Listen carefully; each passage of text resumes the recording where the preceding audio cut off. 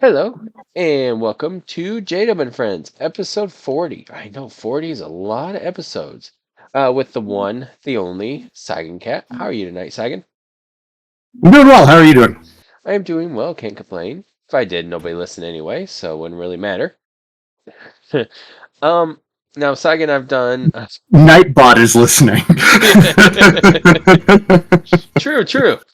Nightbot's like, what? What do you mean?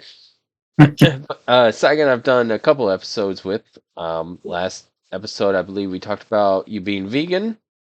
And episode before that, I believe, was about Dragon Quest. So I was Dungeons and Dragons. that's right. We talked about Dungeons and Dragons. Yeah. That's right. Yep. The only reason I have Dragon Quest on the mind is because I've been doing these tier lists now with my new guests, and the tier list we're going to do tonight is the I believe it's 11 games of Dragon Quest, even though one hasn't come stateside, and don't know why yet. If we're sticking to main series, yes, 11 games, and that will probably keep it simple. Yeah, that's why I was like, I was looking through the tiers. Are we doing original release or are we doing remakes? That's up to you. Based on the tier list that they have the picture of the original release. So if you want to base it on the re-release, that's fine with me too. We can mix and match. Honestly, most of the time the re-releases don't change too much. Yeah. Too much. Also, I haven't played the Super Famicom release of Dragon Quest VI yet, so that's on me. Yeah. Played every other one, but just not that one yet. Not that one. We were talking about the news that came out today, which is the new Superman trailer released today. Yeah, I'm super excited for it. Superman was my obnoxious movie when I was like 5. You know how every child has a movie that they just watch on repeat? Yeah, 5-year-old Saigan Cat watched the crap out of the original Richard Donner Superman. Oh, just back in the day. Constant. Don't say it like that. You make it subtle. So, yeah, I love the first two Christopher Reeve Superman. I know that 3 and 4 get a bad rap, but I honestly haven't seen them, so I can't judge. I thought that the Brandon Routh Superman Returns was actually really, really good, and it had that Superman feeling, and I think that's something that was lost with the Zack Snyder movies. Nothing against Cavill. I think he did a fantastic job with the script that he was given, but Superman just isn't Zack Snyder's kind of thing. Zack Snyder is great with the 300 and the Sin City. Yeah. I don't there's other comic book things that I think he could do better with than Superman.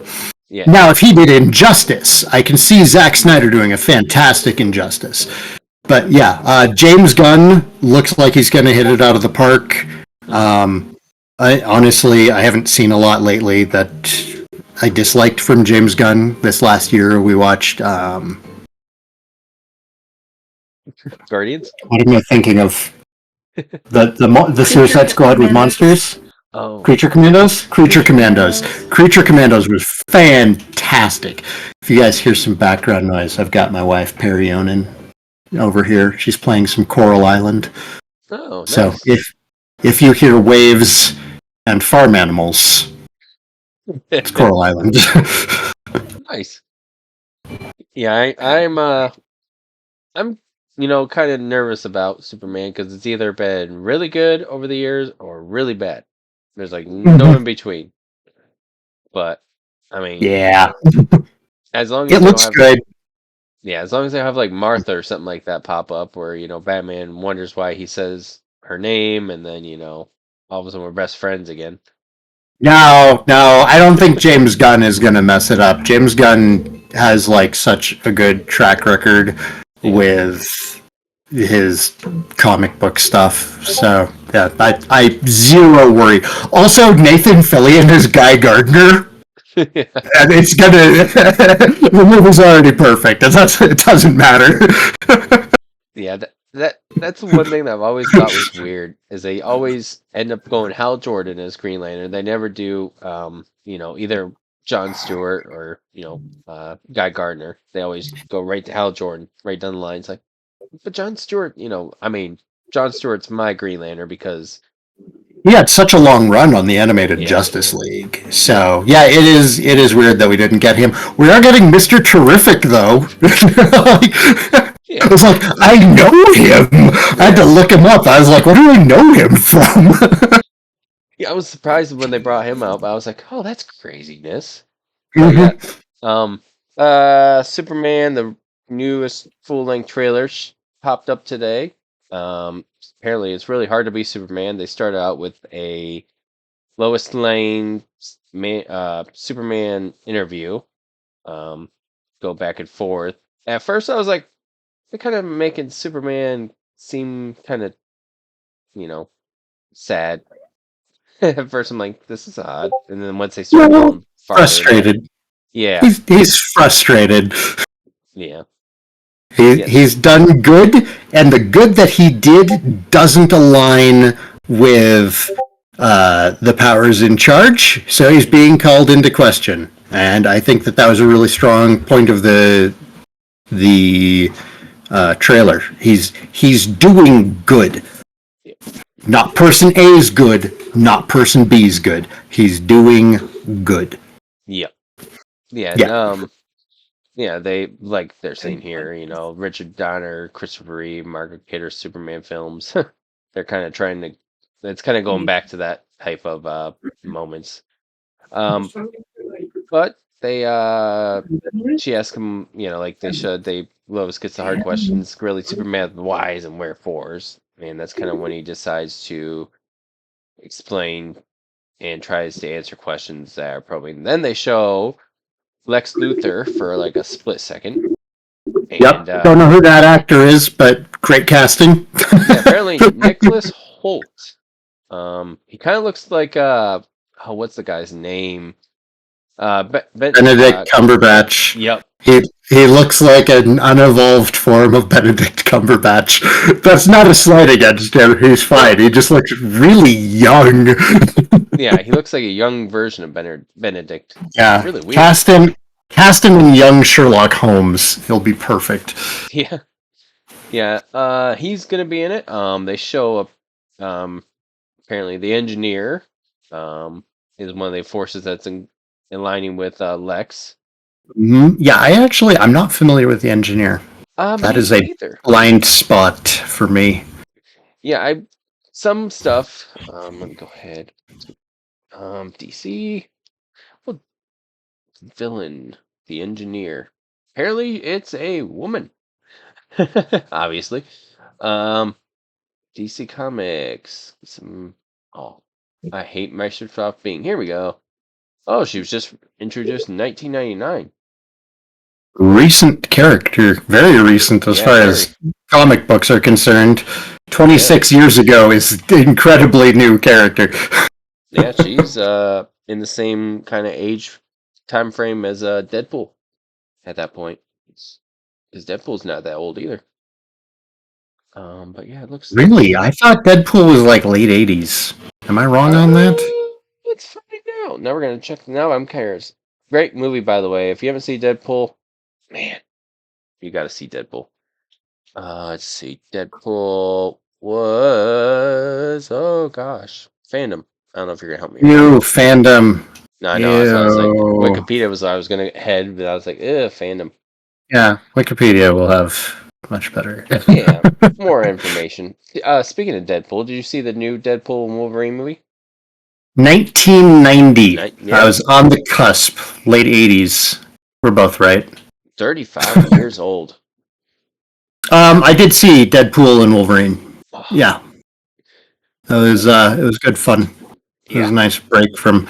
I haven't been watching a lot of Marvel movies since Endgame. I'm just so burned out on Marvel movies after Endgame.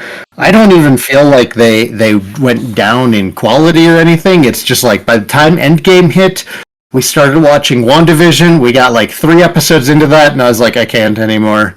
It's fine. It's all fine. It's just we've been following this on what feels like how many movies a year for how many years. I want to watch other things. Yeah, I enjoyed Deadpool 3 a lot. There was a lot of stuff. For anybody who hasn't seen it, spoiler alert before I say anything. But I was in a movie theater where it was a bunch of different people, but it felt like like they weren't too excited as much as I was. Say that. So when they show Henry Cavill as Wolverine, I was like, yes, Wolverine. yes. I was celebrating the theater, and it was quiet, and my wife's like, calm down. I'm like, I'm sorry, it's Wolverine. Really? Your Yeah. theater was quiet? Our theater was super loud laughing. Actually, one of my friends was, he's got a really loud laugh. And somebody asked him to keep it down. Like, stop laughing, you're ruining the movie. It's like, really? Everybody is laughing right now. Right. His laugh is just a bit more shriekish, but everybody's laughing right now. Yeah, they had him. Then they had let's see, Hulk showed up for a split second, and when they were showing the different costumes of Wolverine at that point, which is cool to kind of cut through each to find the best Wolverine. Then they showed the atomically correct Wolverine, which was the funniest scene in the whole movie because he just hops off the stool and he's like 5 foot nothing. Yeah. But yeah, I was really impressed with because I was like, I wonder how they're gonna do this with the multiverse. Deadpool's not that hasn't had many multiverse setups at that point. I mean, he's only been around for 35 years, and then they started bringing in Blade and Elektra and Gambit. Which, how did you feel about Gambit? Oh, Channing Tatum as Gambit is just perfect. Perfect. I loved his over the top Cajun Creole accent. It was wonderful. Yeah, I was Gambit. I thought was perfect, and he looks identical to the Marvel comic. Harry Owen says hot. I'm gonna make a name for myself. But yeah, if you haven't seen Deadpool and Wolverine, it's really good, really great, and to get to see Hugh Jackman, and also get to see him in the yellow suit, which is dedicated to the comic books that were iconic. But let's get and we'll talk about more about some Superman. The next thing they show is the Hammer Baravia, who is this character right here. He's big old metal machine. I don't know them. That's another character. I don't know. Yeah, apparently, it's Previous Unseen New Iron Suit guy character. Oh, okay. I'd been assuming that it was Lex in a suit. That's what I was figuring. Yeah. Then they show Hawkgirl, which is kind of cool. Yep. I like Hawkgirl. She's a great character. Been handled well in a number of shows. Yeah, definitely in the Justice League animated series, they did really well with her, and all the characters they brought in there that you didn't know about at that point. Guy Gardner, the Green Lantern, which some people are wondering if he's going to be a good guy or a bad guy in the. Yes. The answer is yes. The answer is Guy Gardner's a dick. Yeah. So, is he a good Green Lantern? Yeah. Is he also an asshole? Yeah. Yeah. And then Mr. Terrific, who is somebody that I had to look up, and Saigan just said he had to look up. But yeah, it was I needed a reminder. I'd seen him before. He's all about gadgets. He's another genius level superhero. Yeah. Yep.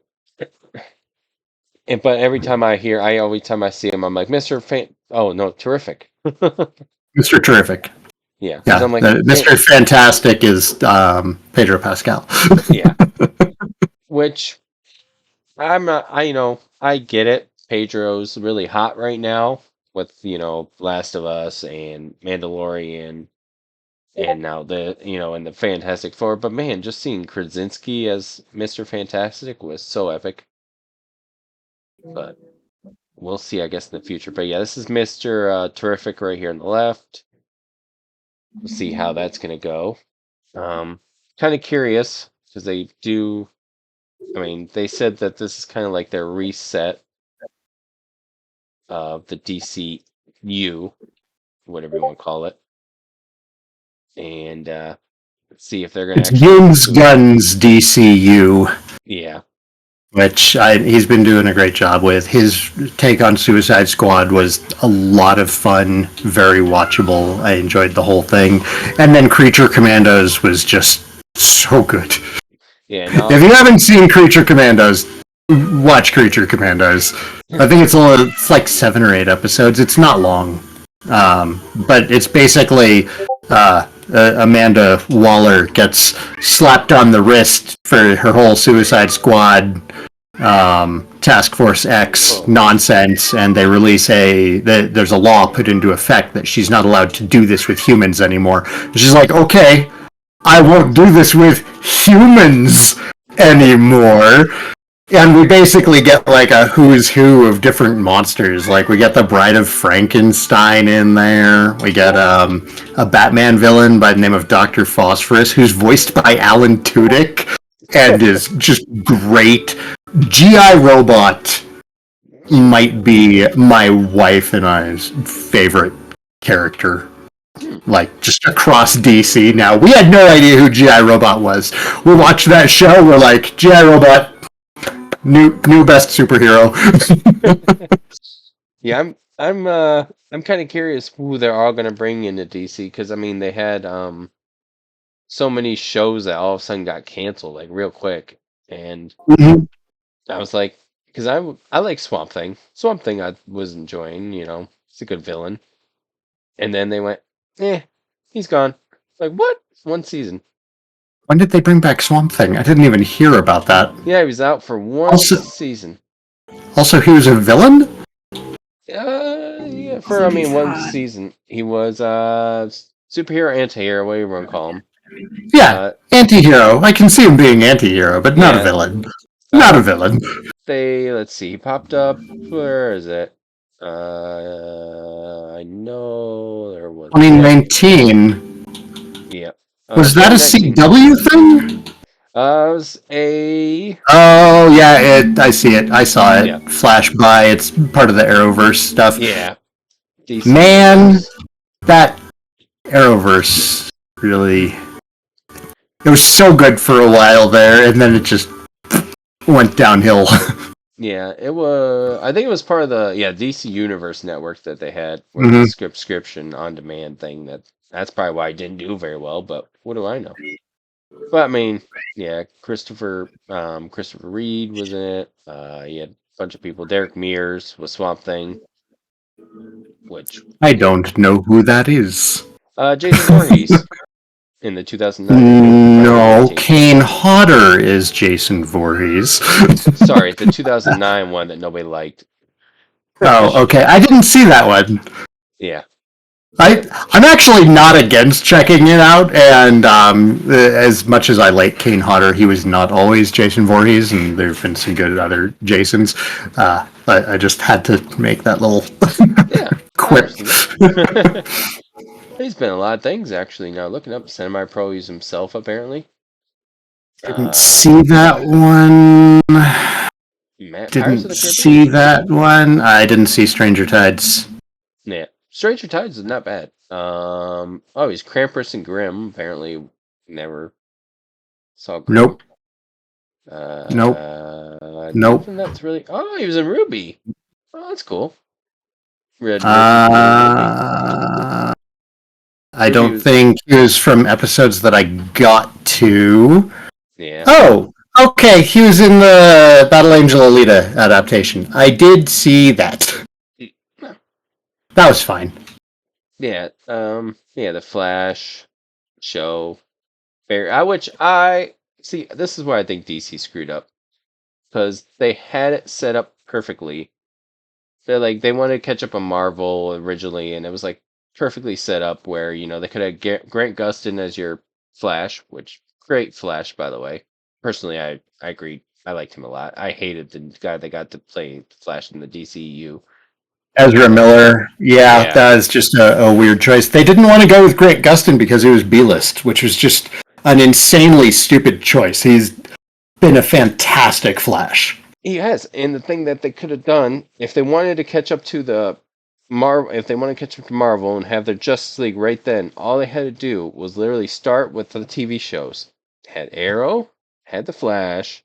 So all you have to do is make a Superman movie. You make your Green Lantern movie or TV show, whatever you want to do. And then, you have your Wonder Woman movie coming out, your Aquaman movie coming out. Boom, you have the whole Justice League right there and, Yeah, simple things.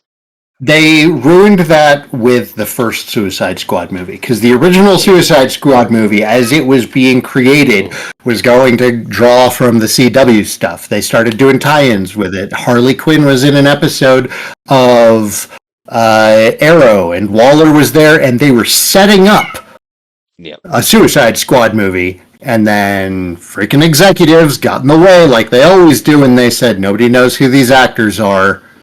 Which is nuts. Get Will Smith. Yeah. Which I don't even have a problem with Will Smith, but we had a fantastic cast from the CW shows at that time. The CW shows I think later on definitely went downhill, but at that time they were golden. They were so golden. I was watching like 5 different shows from a network that I otherwise didn't care about to keep up with all of that. And then they ruined it.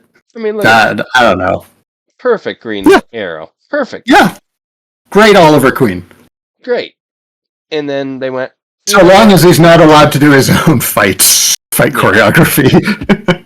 Yeah. And they're like, you know what? We don't need him. We don't need the Flash. And then they went and Ezra Miller, and then Ezra Miller basically gave the whole situation bad, rep because all the stuff he was doing in the background. They were having issues even before that. Like, the DC movies have kind of had just a curse following them. And I don't think that really started to go away until they brought Gunn on. Yeah. And then here's, for anybody that hasn't seen, that is Grant Gustin, who played the Flash in the TV series Flash. Yeah. Fantastic Barry. Yeah, definitely. And I mean, that first season was so good. So good. Mm-hmm. Yeah, and it maintained for a while. Yep. I don't think I fell off until they were dealing with what was that god of speed? Oh yeah. Mm-hmm. I can't remember, but I didn't wind up finishing that season. That was around the time that I think Arrow was getting really bad. Yeah. Yeah, this was the whole Arrowverse for anybody that didn't see it. I think these two were great, and then they just started adding stuff to it, and that's when it kind of went downhill. Until the only thing that was great that they did was when they brought the whole Crisis of Middle Earth situation where they had both, they had them. Infinite Earths. That's what Infinite it was. Earths. Not Yeah. Earth. Yeah, I was like, The big alien event was also great. I really enjoyed that when they brought everyone together. Just some of the meta jokes in there were great. Like when Supergirl looks at the Atom and she's like, "He looks like my cousin." I audibly guffawed at that joke. Yeah, they brought you a lot of ex Superman, like Brandon Ruth was in the Crisis. They had what was the guy's name? Yeah, there's a few people right there in that one. They had Kevin Conroy, rest in peace, show up as Bruce Wayne, which was cool. But yeah, this was a whole cast of the Arrowverse. Some of them, eh. Yeah, The, the thing about Arrowverse is that when it was really good, it was really, really good. But when yeah, it was bad, it was also really, really bad.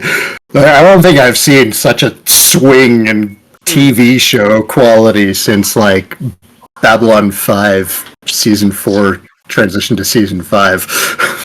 yeah. I think they should have just left it with Arrow and Flash instead of trying to. I think once they started trying to build off of those, the success of those two, that's when they took down those two. Plus, it took down the rest of the. I disagree. Supergirl had some really great stuff. Eh, And Legends of Tomorrow actually kind of perfectly encapsulates the whole CW Arrowverse because when Legends of Tomorrow was really good, it was the best episodes of the entire franchise.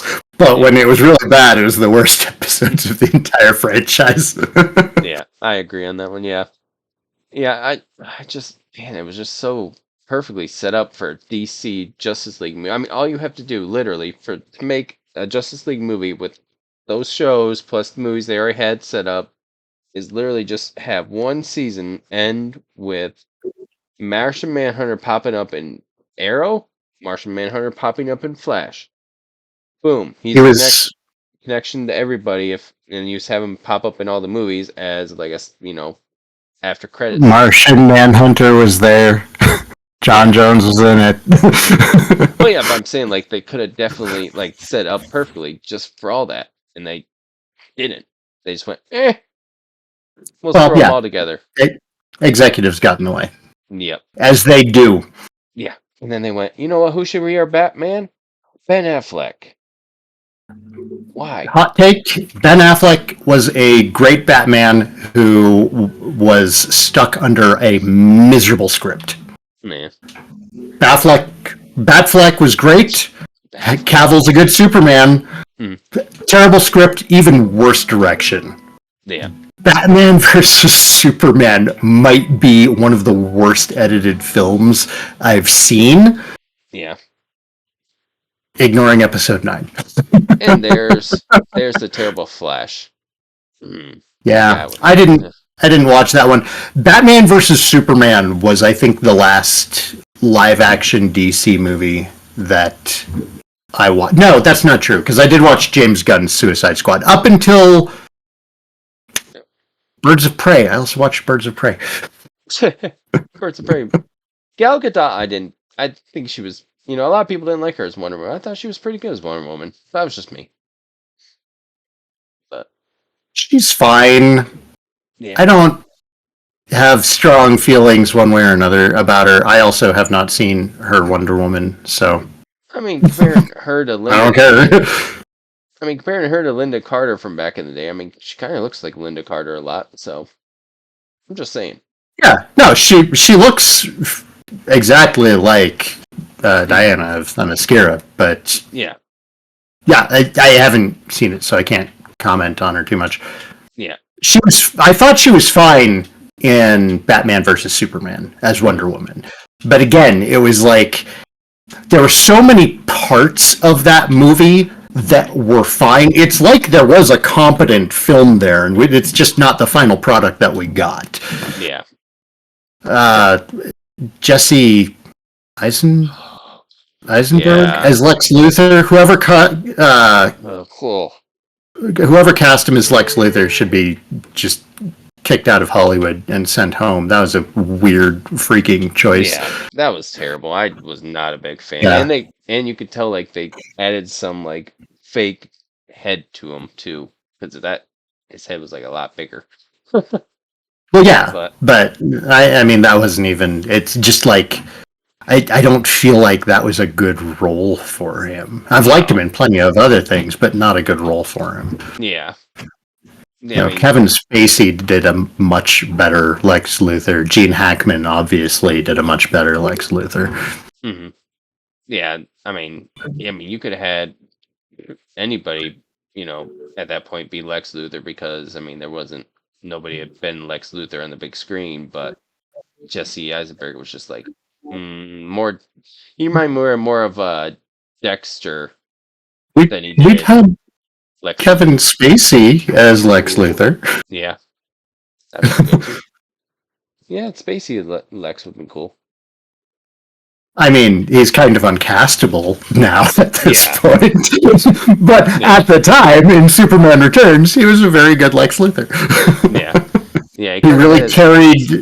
carried on from what Gene Hackman had built. Mhm. Yeah, they his whole background or what happened with him is kind of went real Let's quick. let's let's not go into that. No, that just went downhill real quick. We'll just say that. Uncastable is the best thing I can say about him now. Yeah. Yep. Anyways, tier list. You wanted to do a tier list of Dragon Quest games? We got Yeah. totally sidetracked by Everything. comic book talk. Yeah, Superman. Yeah, here is a Dragon Quest games tier list. Mhm.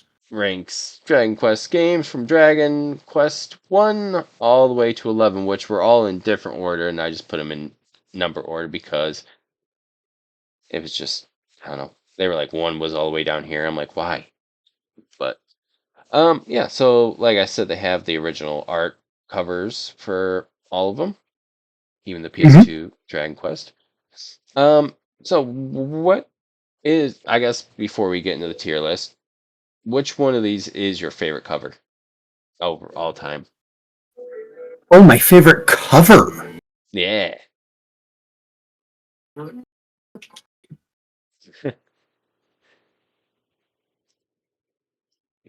I've never thought about the cover art before. I mean, I look at it and then I'm just like, Dragon Quest, put gaming system play. So immediately, I'm gonna say worst cover goes to 11. Yep, I can understand that. It's not. It feels like I'm looking at a generic JRPG, which I get. Dragon Quest kind of built the template for generic JRPGs, but every other one does such a good job of showcasing Toriyama's art style. Minus you've got the Dragon Warrior 1 through 4. Those are not the original Famicom covers. Those also do a wonderful job of showcasing Toriyama's art. I am partial to the Western fantasy aesthetic of the old school games. Part of me wants to say Dragon Warrior 1 because that cover is what made me pick up the game in the first place years and years ago. Now I'm gonna have to say 7. I think 7 has the perfect balance of Toriyama's style, while having some of that childhood sense of adventure. I feel like it's really representative of the game. And most of these covers are, but yeah, 7 having, you've got the hero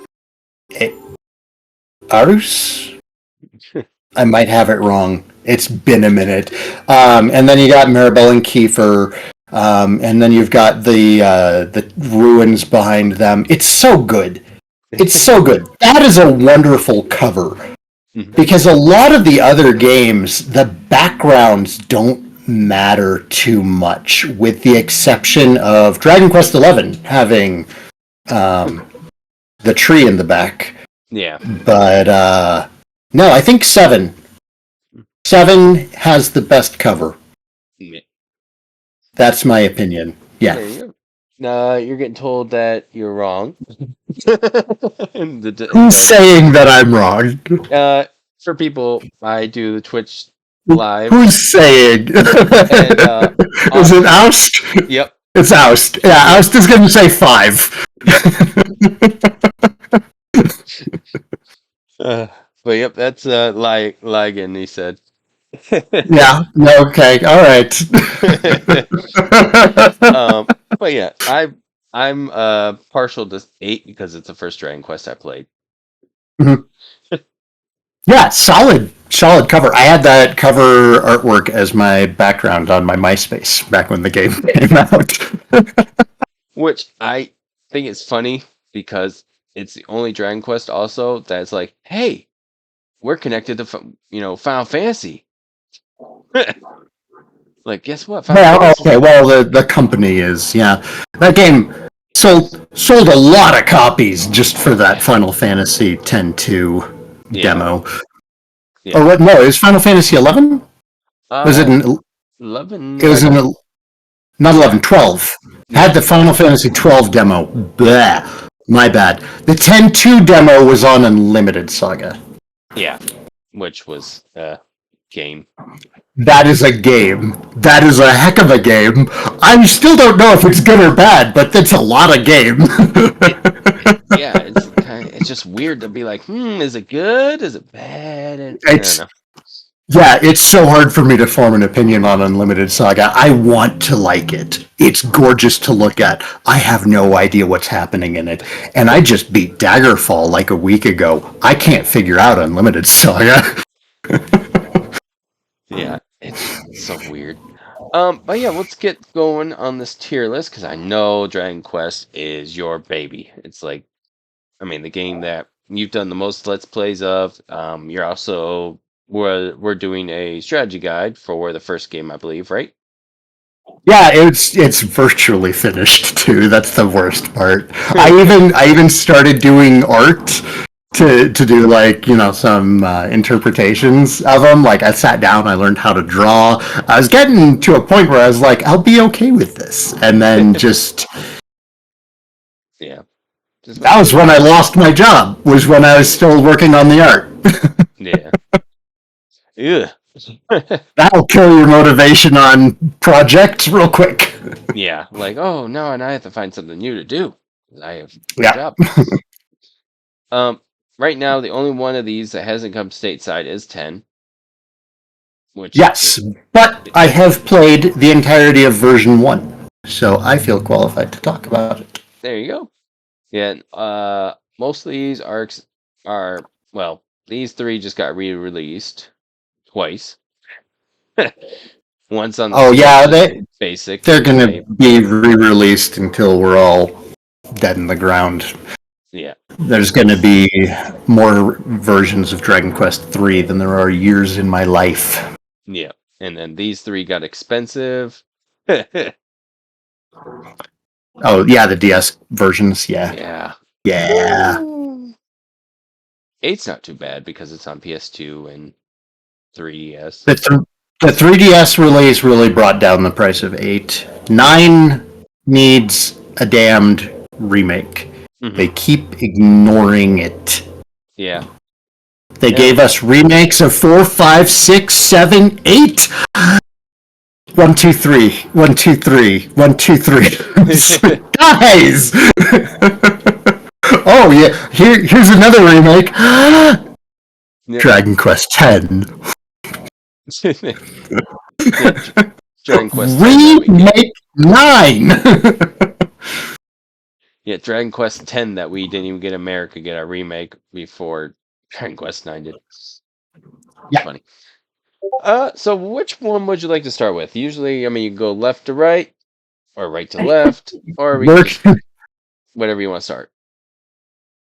you want to be on here that bad? Let's go from the first. Let's go from the first because a lot of how I am going to score these is going to be based on Dragon Warrior 1 as a baseline Okay. for the series and what it becomes. So I'm going to take Dragon Warrior. I'm going to put it at a solid C. Okay. See. Yep, C. And this is by today's standards, modern standards, my opinion, of how these games also hold up. I think Dragon Warrior C sits at a C because it does everything exactly as it is set out to do. There's very little brokenness in it. It is largely well balanced. And it's the baseline. It's the par for really every JRPG. This is the birth of JRPGs, and it is about as average as you can get. You're one guy, you go on a short adventure, you save the princess, maybe, and you kill the bad guy and save the world. It's great. As it is, it's just, there's not a lot to it. Makes sense. Yeah. That said, it's also the one on this list that I've played the most. Yeah. Now the funny thing is, people notice that some are Dragon Warrior, some are Dragon Quest. America, we for some odd reason had. I think there was a Dragon Quest game that was, or something with Dragon Quest was blocked in America. So there was a Dragon Quest tabletop game that was owned by, I want to say, TSR at the time. So they couldn't release it as. They couldn't release it as Dragon Quest. Yeah. So they changed it to Dragon Warrior. That's all it is. Which is still a really cool name for a game. Yeah, no, it is a good choice. Yeah. So Dragon Warrior 2. This one's tricky because out of every game on here, this one is the most busted. The problems with Dragon Warrior 2 are well documented, but 90% of the game is fine. Okay. The issue is we're coming back to executives getting in the way. Pushing for a holiday release. You got to get this game out in time before Christmas.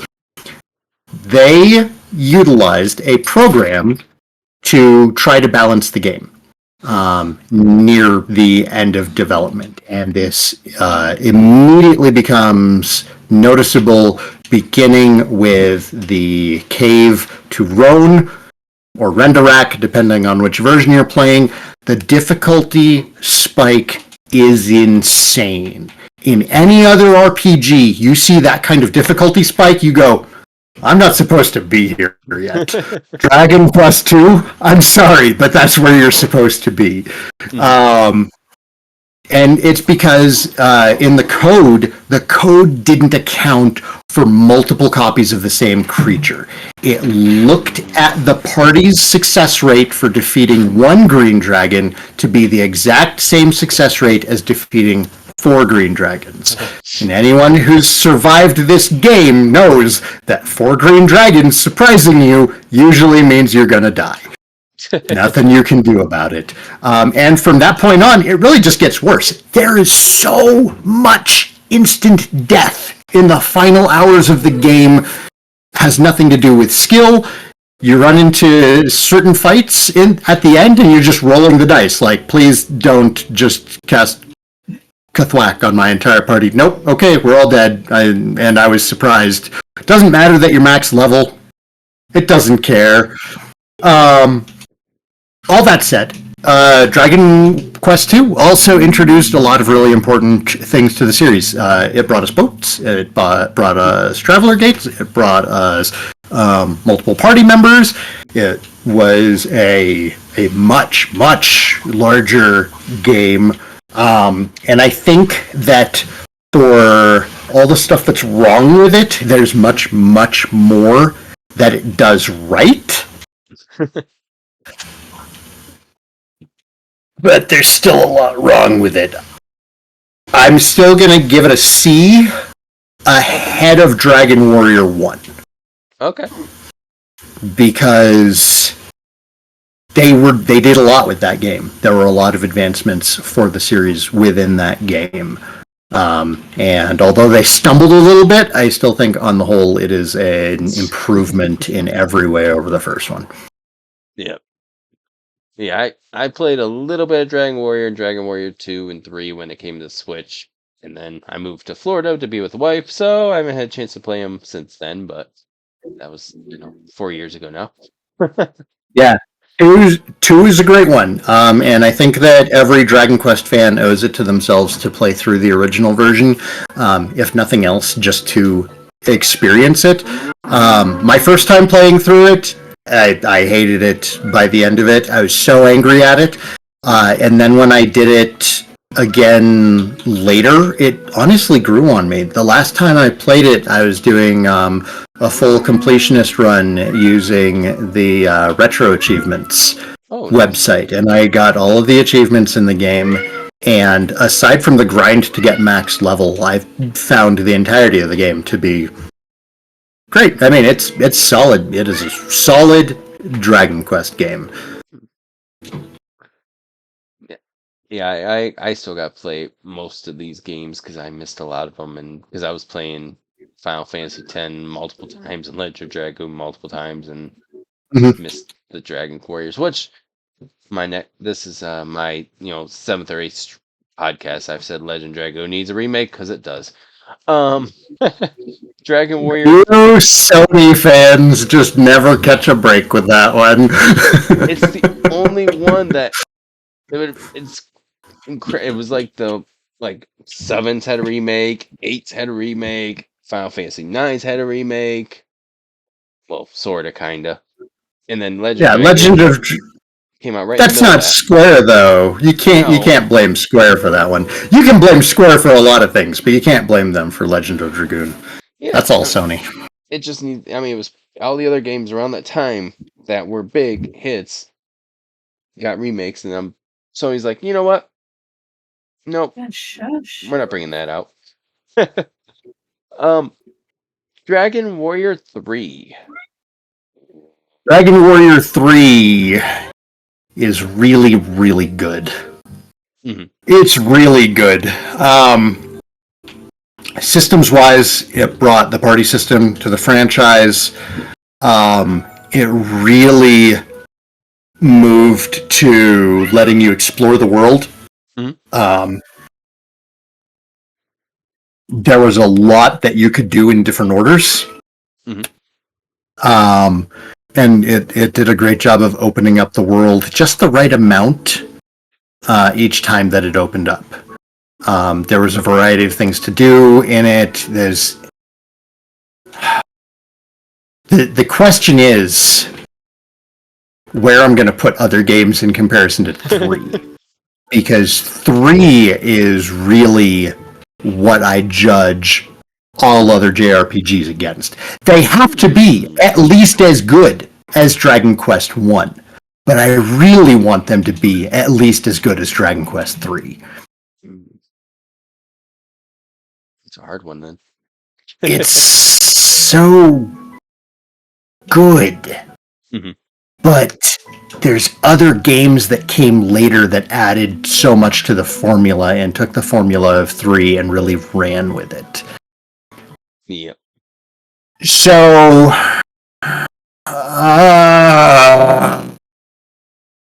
let's throw it in B. Ooh. And I reserve the right to shuffle it later. Now, was 3 chronologically the first game? Is that how it went? It was like 3, 2, 1. That's correct.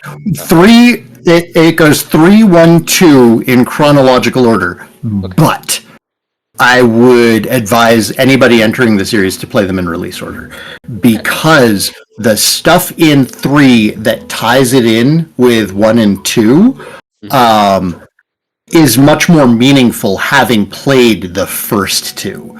So when you get to that part in 3, it's kind of like this big reveal, and you're like, oh, this is huge. I know what's going on.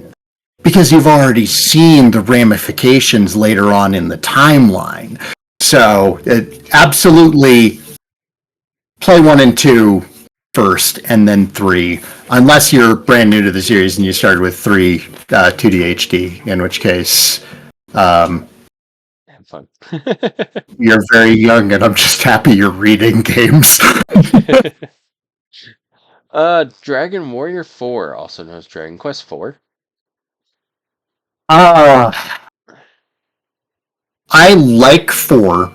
because 4 is the first where 3 really nailed the gameplay elements and the mechanics of Dragon Quest, all the things that make Dragon Quest, and all the things that other JRPGs still are trying to emulate and get right.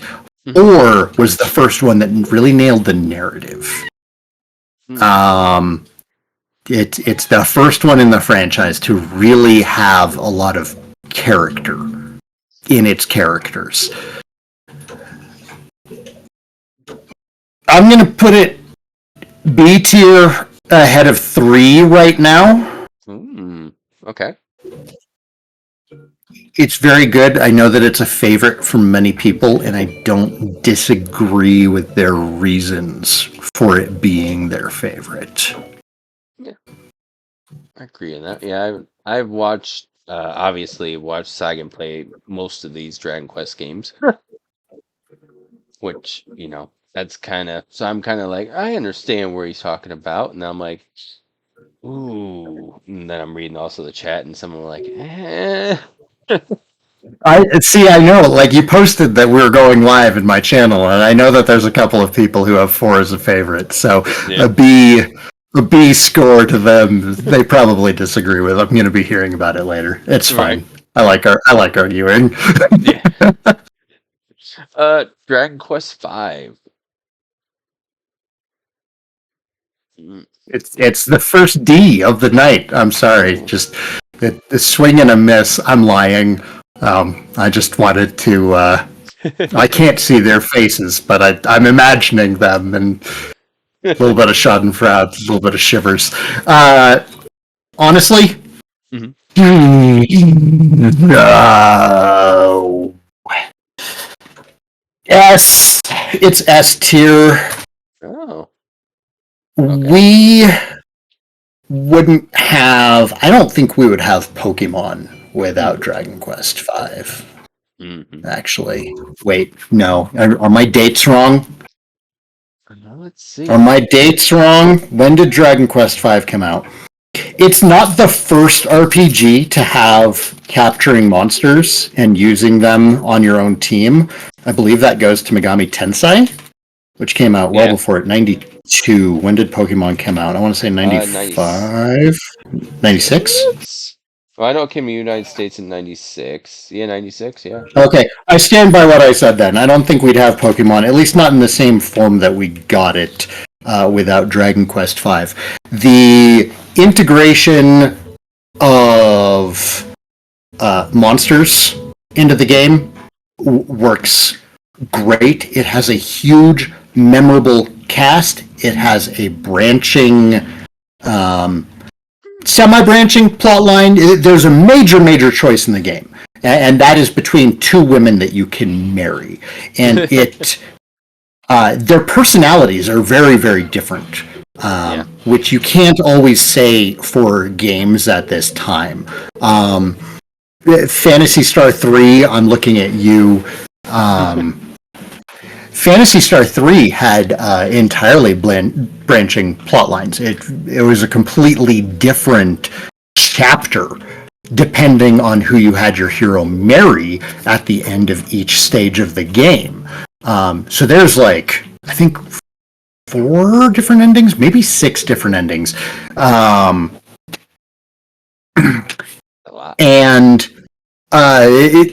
this is another one that was tried to do something incredible, and honestly, Dragon Quest V just did it way better. The choice between Nera and Bianca is still hotly debated. Bianca is clearly the only right choice. I disagree with Deborah fans, but I do see where they're coming from.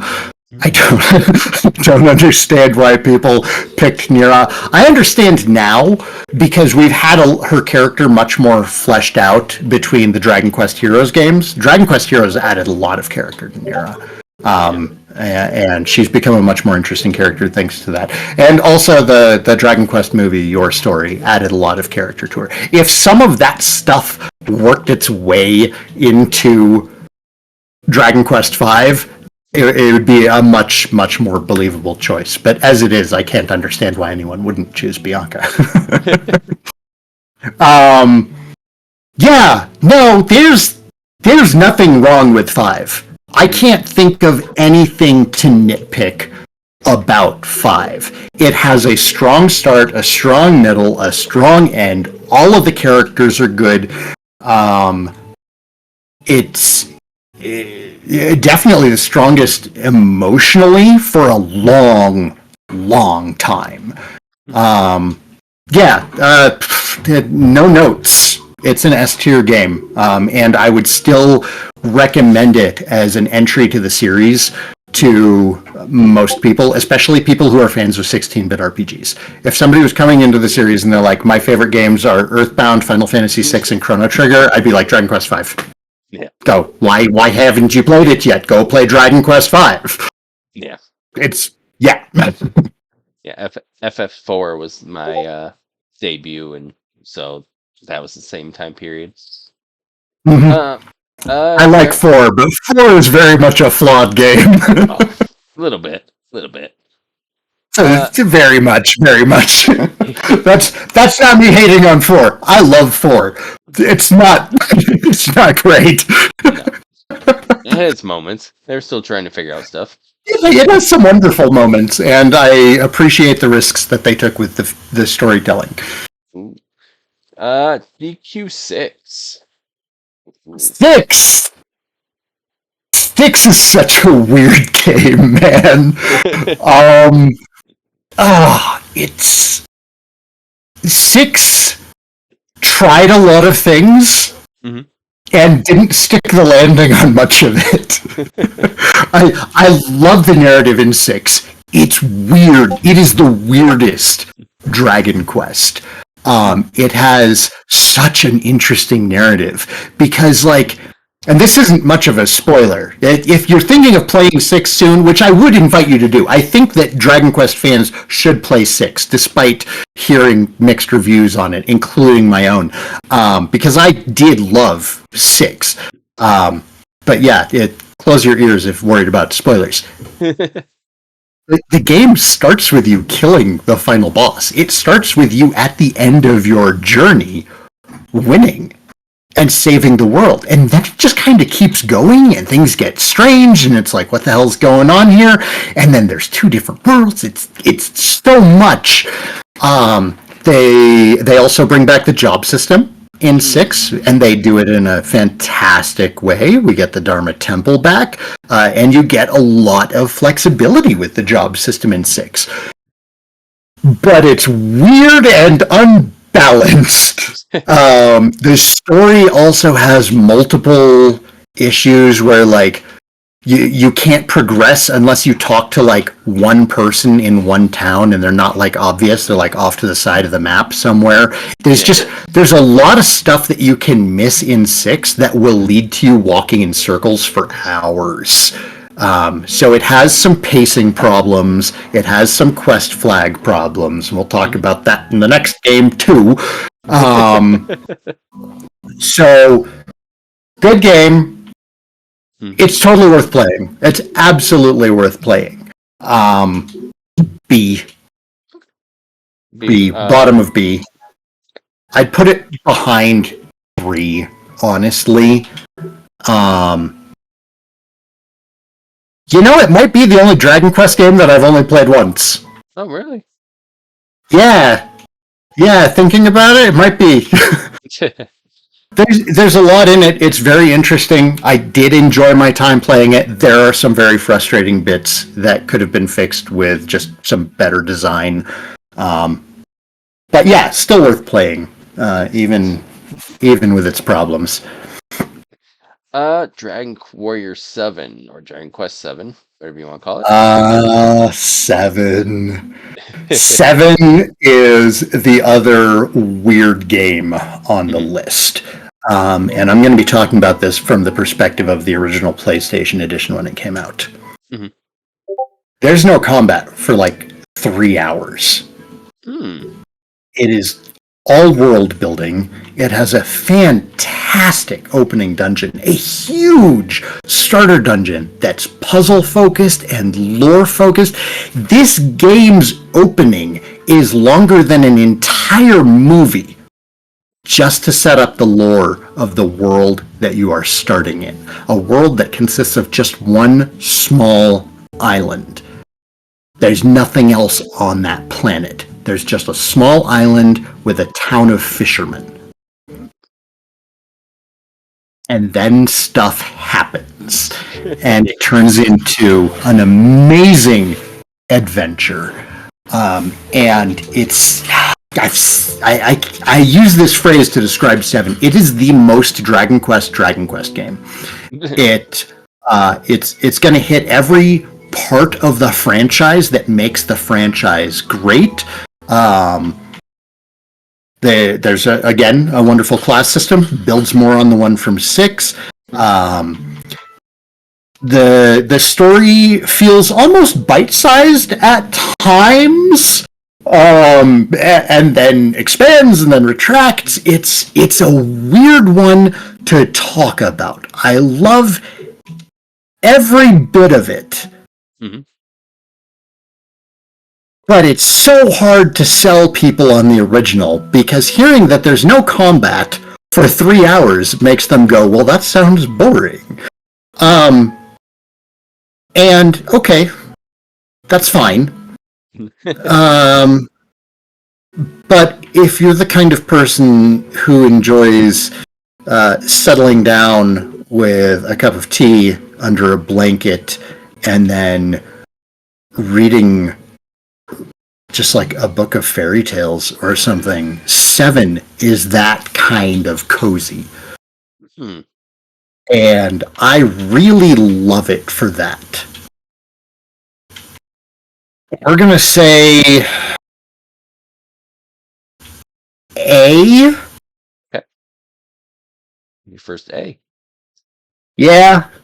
Yeah. Yeah. Yeah, we might shift it around later. There you go. It's really hard comparing these games directly to each other, because usually I just kind of take Dragon Quest as a clump. Because yeah, looking at the series from outside of the series is very much like anything else in the series. But when you start really picking apart the individual games, there's a lot of character in each of the games, and it becomes more and more difficult to compare them to each other, because they're all this level of quality. And for those of you watching who aren't familiar with Dragon Quest, I need to say that this tier list is within a tier list. This is a nested tier list. And if you were to do video game franchises, this rises up. So Dragon Quest is excellent, especially if you're into JRPGs and you like just cozy fantasy. So a C on this list is still an A compared to a lot of other games. Yeah. Unlimited Saga would be down here in C. Unlimited Saga is in the Saga tier. Saga is such a freaking franchise, man. I keep wanting to try and break into it.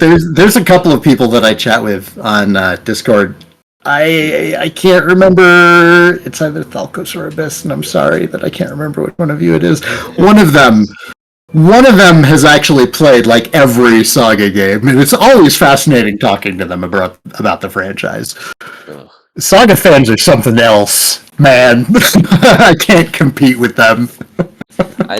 I think the only Saga game that we disagree on is Dragon Ball Z Sagas. I hated that game. That was just me. That game gets a lot of hate, and I still stand by it. It's a fun action arcade game, and it's fine for what it is.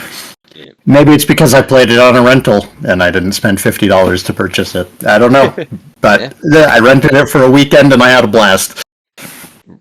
Now Dragon Quest 8, which I'm going to say before 11 is probably the most played Dragon Quest game.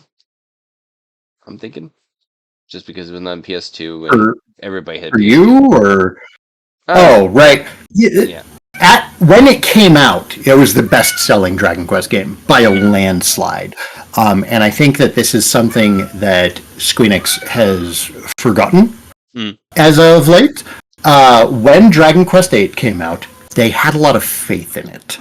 Mm-hmm. There were ads. There were ads for it everywhere. There were ads for it everywhere. They had the whole Slime Knights thing, which, if you're not familiar with Slime Knights was a very early viral marketing campaign where you could earn points by helping to expose Dragon Quest. And they would send you gifts based on like your activities, and it was really cool. And you can still find a lot of information about it over on Woodis's Dragon's Den. He's got a bunch of information about the Slime Knight stuff over there, if I recall correctly. And that was a hub of activity for the Slime Knights back when Dragon Quest VIII was coming out. Dragon Quest VIII might be responsible for me failing my first semester of college. It came out swinging so hard. I was so excited for it. And it really brought me back into Dragon Quest when it came out. Because I'd played 1. I'd played 2 on the Game Boy. I'd played 3 on the Game Boy Color. I never found a copy of 4. I didn't wind up getting to play 4 for the first time until the DS version came out. And then we didn't get 5 or 6 in the US until the DS re-releases. Mm-hmm. And I played a good chunk of 7, and when I say a good chunk of 7, I mean 30% of 7, which is still like 30 freaking hours. And it was good. I enjoyed 7, but it didn't like bring me back into being this Dragon Quest hyperfan. And right. Dragon Quest VIII brought me back into being a Dragon Quest hyperfan. I consumed that game. The music was amazing, especially as a Westerner. We had a fully orchestrated soundtrack, which was something that wasn't in the original Japanese release. Later we saw that flip-flopped with the 3DS re-release. We got voice acting in the game, voice acting from amazing talent out of Europe. So it wasn't like, a bunch of bad... Y'all remember the voice acting from the PlayStation and PlayStation 2 era. This was not that. There was quality voice acting across. Great story, huge world. It was Dragon Quest's first jump into 3D, and it still felt and played like Dragon Quest. S above 5. Ooh. I know you disagree with me, Oust. Now, Dragon Quest VIII, when it came out in the 3DS, added 2 new characters, which Dragon Quest VIII on the PS2 was only 4 characters. It added 2 new playable characters. Yeah, Mori and Red were still in the original version of PlayStation 2. Mori and Red were great additions. It was weird thinking of taking anybody out of my party, but I did experiment with new party members. Mori is so good. Mm-hmm. Good lord. Listen, Yangus might be the best Dragon Quest character ever. Yeah. Period. Yeah. And the fact that Mori is so good that you consider taking Yangus out of your group to make room for Mori, that's he's a little too strong, Yeah. Yep. Yeah, there's the original 4 characters: Jessica, Gov, Yangus, and Angelo. Which, Yangus is great. He's funny and Gov best character. Yeah. Best character in the franchise up until 11, and then we'll talk about it. Yeah. Now this one I think kind of got the short end of the stick because 8 was so good, and then they released 9 and it was on mobile. So Nine's interesting because I also remember when 9 came out. Excuse me. A lot of people largely felt like it was a step back from 8, right? Because 8 had this fully voiced story. You had this very tight cast of 4 characters in your party, and you had all of them had their full story arcs, and it was very well constructed, excellent storytelling. And 9 took a step away from that kind of storytelling. So a lot of people who had only played Dragon Quest 8 then played Dragon Quest 9 and felt like it was a huge step back. Yeah. When in reality, in a world without Dragon Quest 8, Dragon Quest 9 suddenly looks much better to most RPG players who are looking for that kind of experience. I feel like Dragon Quest 8 kind of set it like this unfair standard for what Dragon Quest games are. And it's excellent, but 9 is also really excellent, and it's starting to see its day in the sun because it came out on the DS, and that was a system that a ton of kids had. Lots of kids grew up playing Dragon Quest 9 and getting to play it with their friends if they were, really lucky. And it is a wonderful game. Even as a solo game, it's really good. But getting to play through it, multiplayer co-op, which was something I finally got to do on my channel many, many years ago. But yeah, I still have that playthrough up with my wife, my friends, my sister. It was so much fun to play co-op. To me, it is the definitive Dragon Quest multiplayer experience. It's weird because I want to rank it twice because the multiplayer really does raise it up. Right now, I'm going to have to say A. Okay. The class system is good. The story, a lot of people complain that the story isn't there. I would say those people weren't paying attention. There are a lot of small, very dense pockets of story. Every one of those towns that you go to when you're looking for the figs has a very good story, many of them heartbreaking. And then as you graduate away from that opening about the figs, you start to find out about Corvus, and you learn Corvus's story, and it really winds up the second half of that game is a story about Corvus. People were looking for a story about the main character. The main character is the silent protagonist, and then your party members are all silent protagonists as well because you create them, like you did in Dragon Warrior 3. This is an evolution of 3's gameplay, where the story is about the NPCs that you meet. The story is about the other characters. You're there witnessing the story of others, and the story isn't as much about you. So yeah, A behind 7.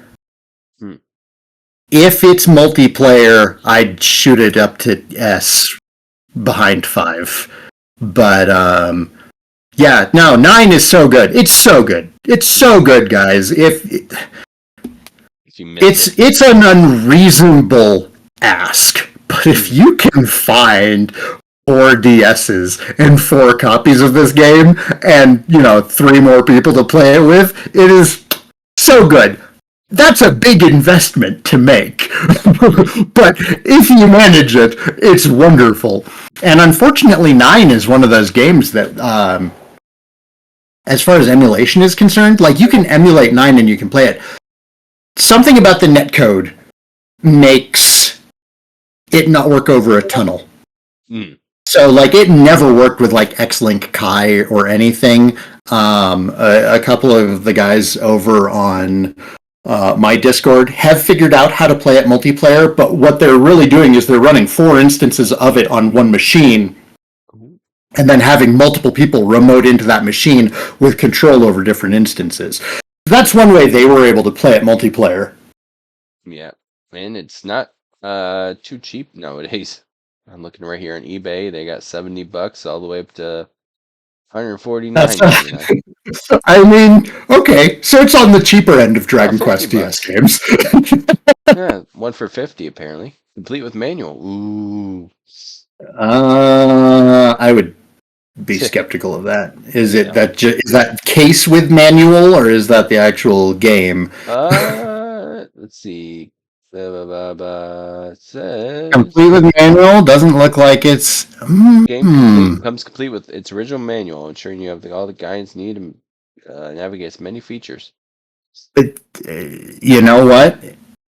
They're advertising it as being complete with manual for DS, and the picture implies that it's an NTSC Region 1 game. Mm-hmm. So I would say jump on that. Yeah, $50. That's not bad. Yeah, that's a steal for that game right now. Yeah. The first Dragon Quest or the only Dragon Quest right now that still hasn't come to the United States, Dragon Quest X. Yeah, this one's rough for a lot of people because you really have to jump through a lot of hoops to play it. It has gotten easier to play it. The Switch is region free. There is a video on my channel about how to play Dragon Quest X on your American Switch, and I believe it's even free. Like, I'm pretty sure all of version 1 is free now. And I am aware that there's a community out there that has translation patches available. So it's there, it's playable. You have to do some extra work, and that's not all. There it is, free on your American Switch. There's the video. It's there, it's playable. There's translation available.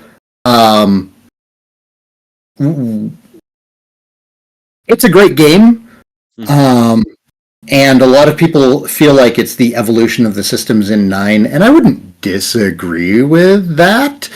I cannot speak to the game as it is now. I understand getting through version 1 is a lot faster. Back when I played it, when it launched, it felt like its own epic journey. And my feelings at the time was that it was incredible. I couldn't get enough of this game. It was amazing to play. I made some great friends. I had some wonderful experiences. This game also started several years of learning Japanese. And it's also what provided the first big boost to my channel. A lot of people found my channel because I was the only English speaker playing this game. I say playing this game. Struggling and attempting to play the game is much more accurate. I was communicating a lot by jumping at people because I had no other means of communication. But yeah, I played through it. Big shout out to Mimas from the Dragon's Den. She was a great friend and huge help, and I wouldn't have gotten through the game without her. Wonderful experience to play through. Throw it in A. Okay. In A. Behind 9 and 7? In front of them. Oh, okay. Yeah. Very, very tip top of A. There we go. Yeah, I've always wondered if Dragon Quest X didn't come stateside because of MMO and because of how 11 and Final Fantasy 11 and 14 did in America with the MMO part of it, but I don't know. I don't know why else they wouldn't release it. 14 was huge, and I'd always made the argument that it made sense for them to just package the subscription with 14. Yeah. You know, have the subscription be cross-game, and then you keep people on. You know, they'll be playing one of the MMOs, one of the greatest MMOs to ever come out, until they start to burn out, which happens to all of us. We all burn out on MMOs. And then we start looking for another one. Well, if you already have one on your subscription, and there's the Venn diagram of Final Fantasy fans and Dragon Quest fans is pretty close to a circle. So it always made sense for me. And they even did freaking crossover events with the games. Like Shantoto was in Dragon Quest, and Slimes invaded Final Fantasy 14. It was weird. Yeah. It's weird. I don't understand. I still don't understand why it didn't come out. I was talking about it earlier today in my channel, where Square Enix was shocked at how well Dragon Quest III has done and how their PC division is now suddenly profitable. And it's like, Western Dragon Quest fans have been screaming at the top of our lungs for more PC releases for decades. And they give us a little bit of builders, and they give us a little bit of heroes, and then they give us a little bit of Dragon Quest monsters. And it's like, guys, Dragon Quest 12 did great on PC. Right. It did great. And then they have the gall to be surprised that Dragon Quest 3 HD 2D would do well on PC. I feel like I've been screaming into the void for over a decade now at Square Enix to just not mishandle their flagship series, and they're not listening. Yeah. Nope, they'll screw it up somehow. Yeah, Dragon Quest X topped Japanese charts like 367,000 copies in its first week, which is nuts. Yeah, no, those are solid sales. Imagine how a worldwide release would have gone. Yeah. MMOs were bigger here in the US than they were in Japan.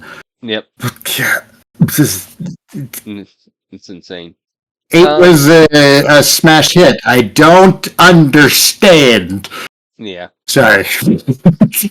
I have strong feelings about this. I mean, look how World of Warcraft did in the United States, and I mean that was a big. Yeah. Probably a main. Look at how Final Fantasy 14 is doing. Yep. Final Fantasy 14 is one of the last pay-to-play MMOs, and it's doing huge numbers. Yeah. Yep. Anyways, hey, it's Dragon Quest XI. Yeah, which came out a few years ago, and they've already remade it, or not remade it, but added. You say a few years ago. No, pull up when Dragon Quest XI came out. Ooh, 2017. Wow, 8 years ago now. 2017. In 2 years, that game will be a decade old. Yeah. Oh man, that was Dragon Quest XI. Yeah. So Dragon Quest XI is not my favorite in the franchise. That goes to 8.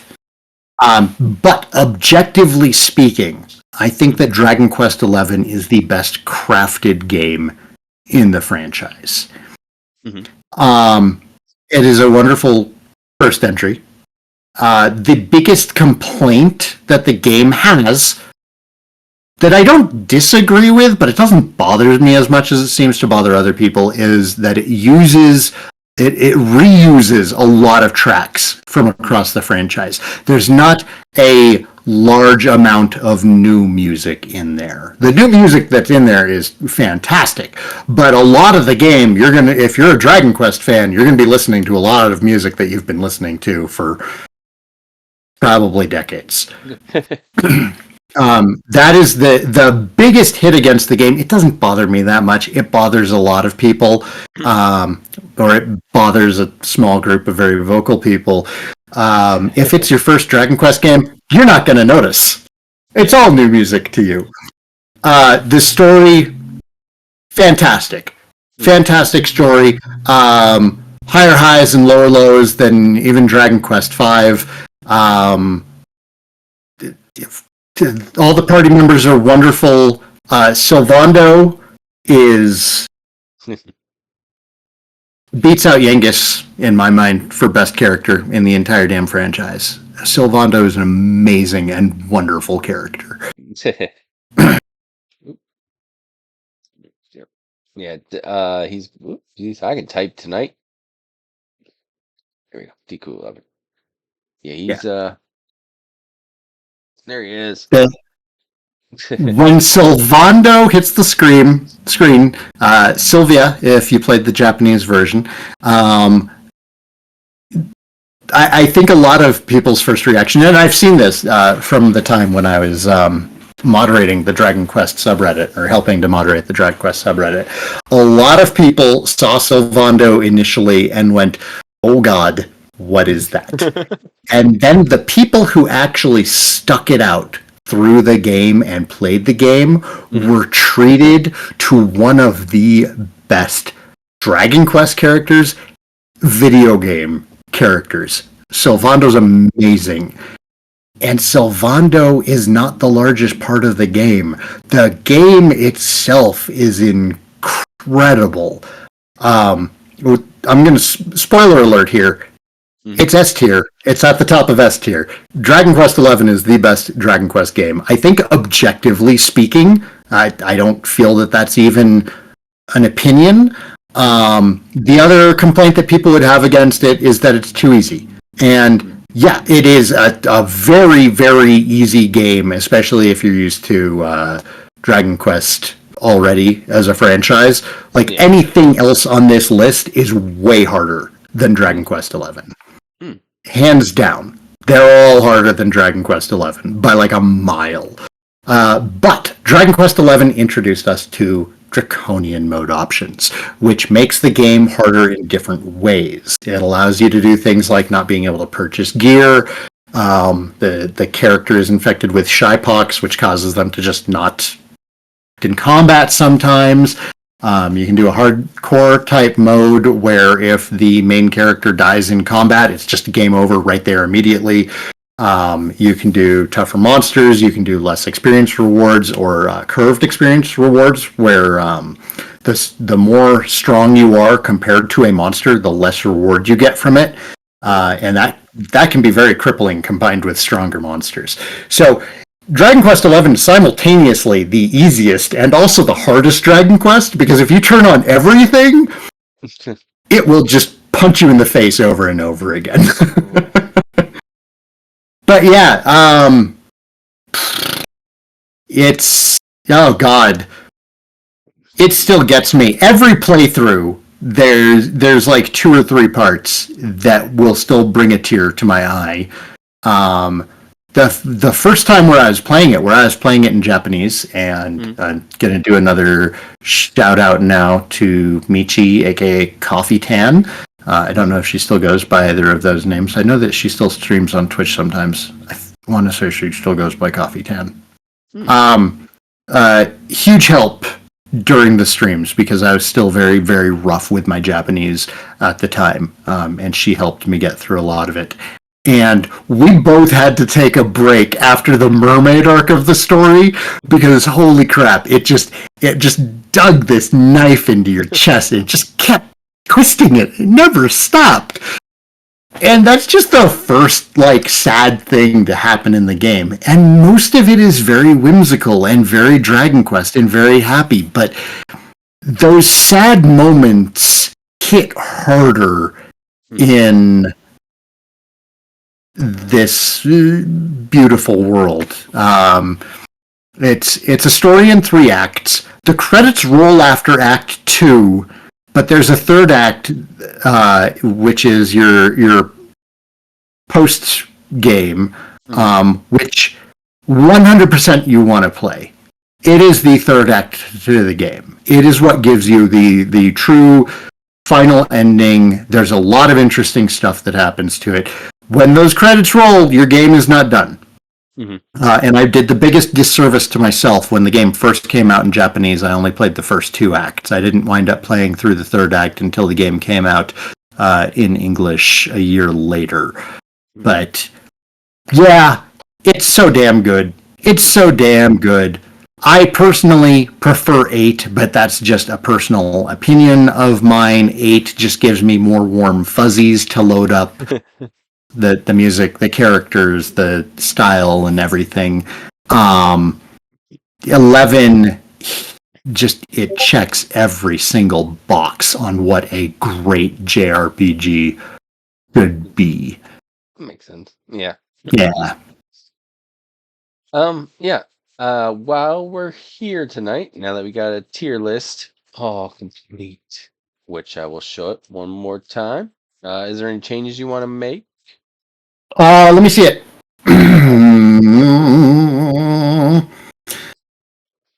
Mm. The I don't know. It's weird because I'd probably keep these games in the same order. Mhm.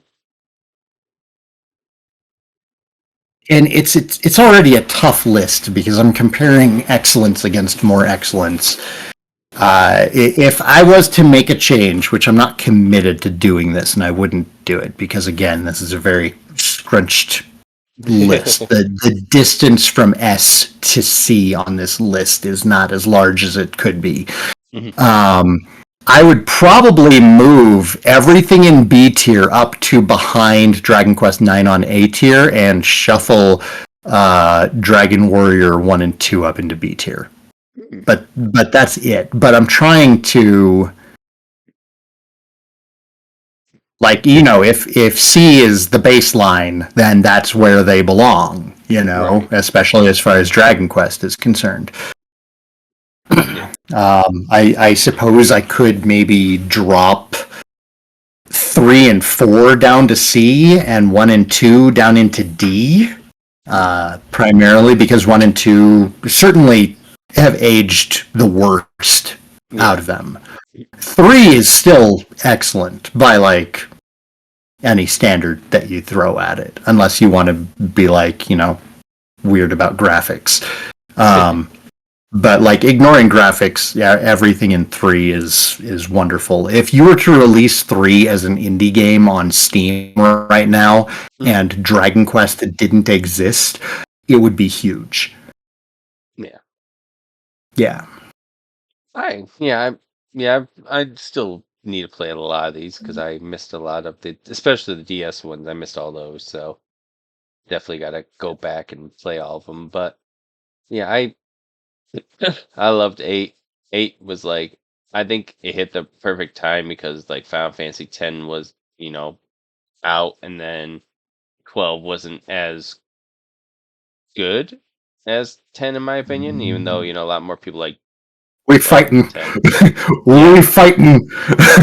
Yeah. I think Final Fantasy 12 is great, even in its original release. Yeah. Ignoring the Zodiac re-release, which I actually didn't care for as much. But we can talk Final Fantasy another day.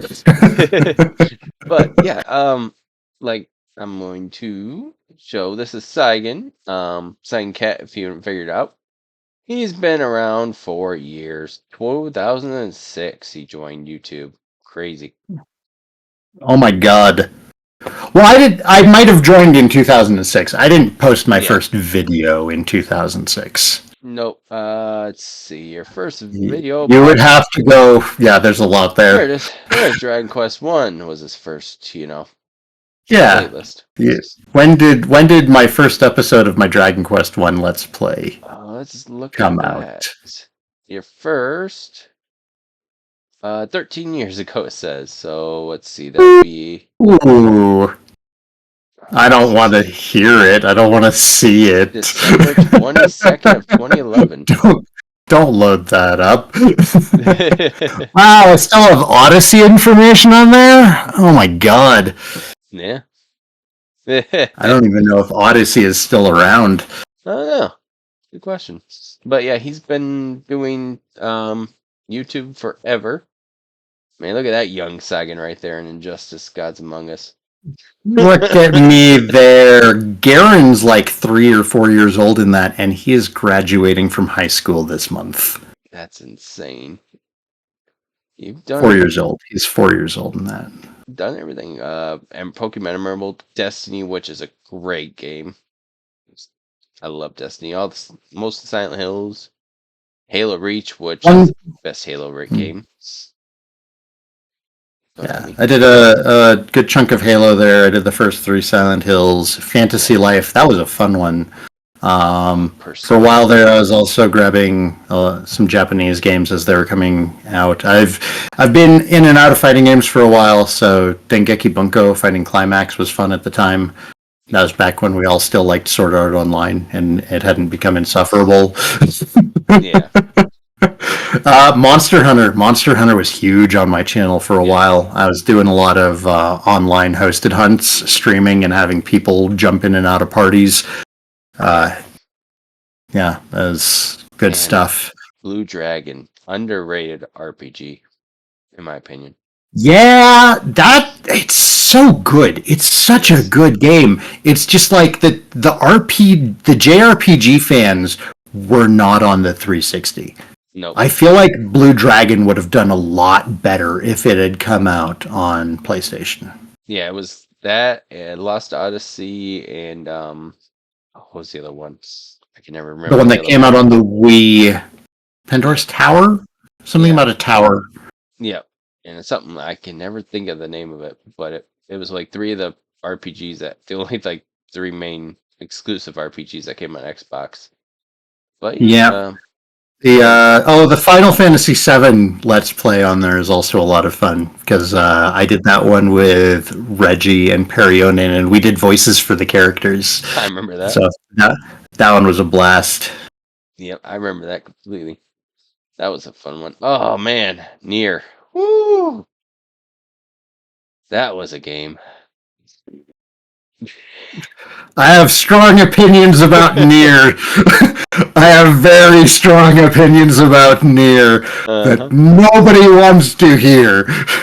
Oh man, I remember being in that. All right, I actually have a lot of respect for Nier fans because they didn't have a problem with me calling out everything wrong with their game. Half-Life fans are they can't handle criticism. Oh my god. You criticize Half-Life 2? Yeah, like it was great when I was doing my Half-Life 2 streams. Like you can see my subscriber growth, and then I started playing Half-Life 2, and it just like it dropped because I had so many issues with Half-Life 2, and I called out every single one of them, and they did not like that. Meanwhile, Nier Automata was a mess. I think I complained more about Nier Automata, and I didn't even finish it. I had way less good things to say about Nier Automata. And the Nier Automata fans were really chill. They're like, okay, that's fine. Yep. You don't like it. To me, it's very important. And I was like, cool. Great. Yeah, I remember watching his stream when he was playing Nier, and all of a sudden you get to the one section, they have all these books you have to read, and it just kept going and going and going and going. It's and I get that Nier Gestalt, we're talking about Gestalt, we're not talking about Automata. Nier Gestalt took a lot of very interesting risks. And a lot of those risks I really, really, really appreciated. And a lot of it I really, really, really liked. Yeah. The weird bit that was like almost entirely text for way too long. Yep. I understand what the creator was doing. Yeah. I like reading. I like reading a lot. I've read like over 20 books in the last year. Which I know is like, tiny little itsy bitsy numbers for some readers, and then other people are like, you read books for fun. Right. But yeah, it's not what I wanted out of Nier Gestalt. And that wasn't even the part of Nier Gestalt that pissed me off the most. It was am I going to spend the rest of this talking about how much I hate Nier? I thought that so much of Nier Gestalt was good, and then the ending just dropped the ball because the writer started trying too hard. And you see that a lot with certain media, especially with like fan fiction. And it's really, really bad when someone who hates their own writing thinks that someone else's writing is suddenly worse than theirs. and this isn't me saying I'm a good writer. I'm not. I don't think I am. But the guy who wrote Nier, he had a solid thing going, and then he just started trying way too hard. And the ending of Nier Gestalt just drops the ball, and then it somehow gets worse with the new game plus stuff. Yeah. I was so on board for 90% of this game. There's so much there that I liked and enjoyed. The bullet hell boss fights were interesting. I liked playing as just like a grown-up. Yeah. In a Japanese role-playing game. Role-playing game? Action RPG? I don't know. It's hard to attach a genre to Nier Gestalt. It's mixed feelings. Mixed feelings. Definitely. Now you've been doing, like I said, YouTube forever. Now when you first came out, was Saigan Cat always your name, or did you have something before Saigan Cat and it just kind of fell in your lap after that? I've been using the handle Saigan since Phantasy Star version 2 on the Dreamcast. Oh, wow. Maybe episode 1 and 2 on GameCube. One of those. I had it as my handle in Phantasy Star, so I've been using it for a long time since then. I added Cat to the end of it because Saigan was already taken back in 2006 on YouTube. So I just added Cat to the end because I like cats. You were going to add a number or X's like everybody had at one point, where it was X. Oh no! I didn't feel the need for that kind of. I'm not very dramatic. I'm not desperate for attention like someone who's got multiple X's at the start and end of their name. You know who you are. I did call you out. I am going to start another fight tonight. You're probably a Half-Life fan.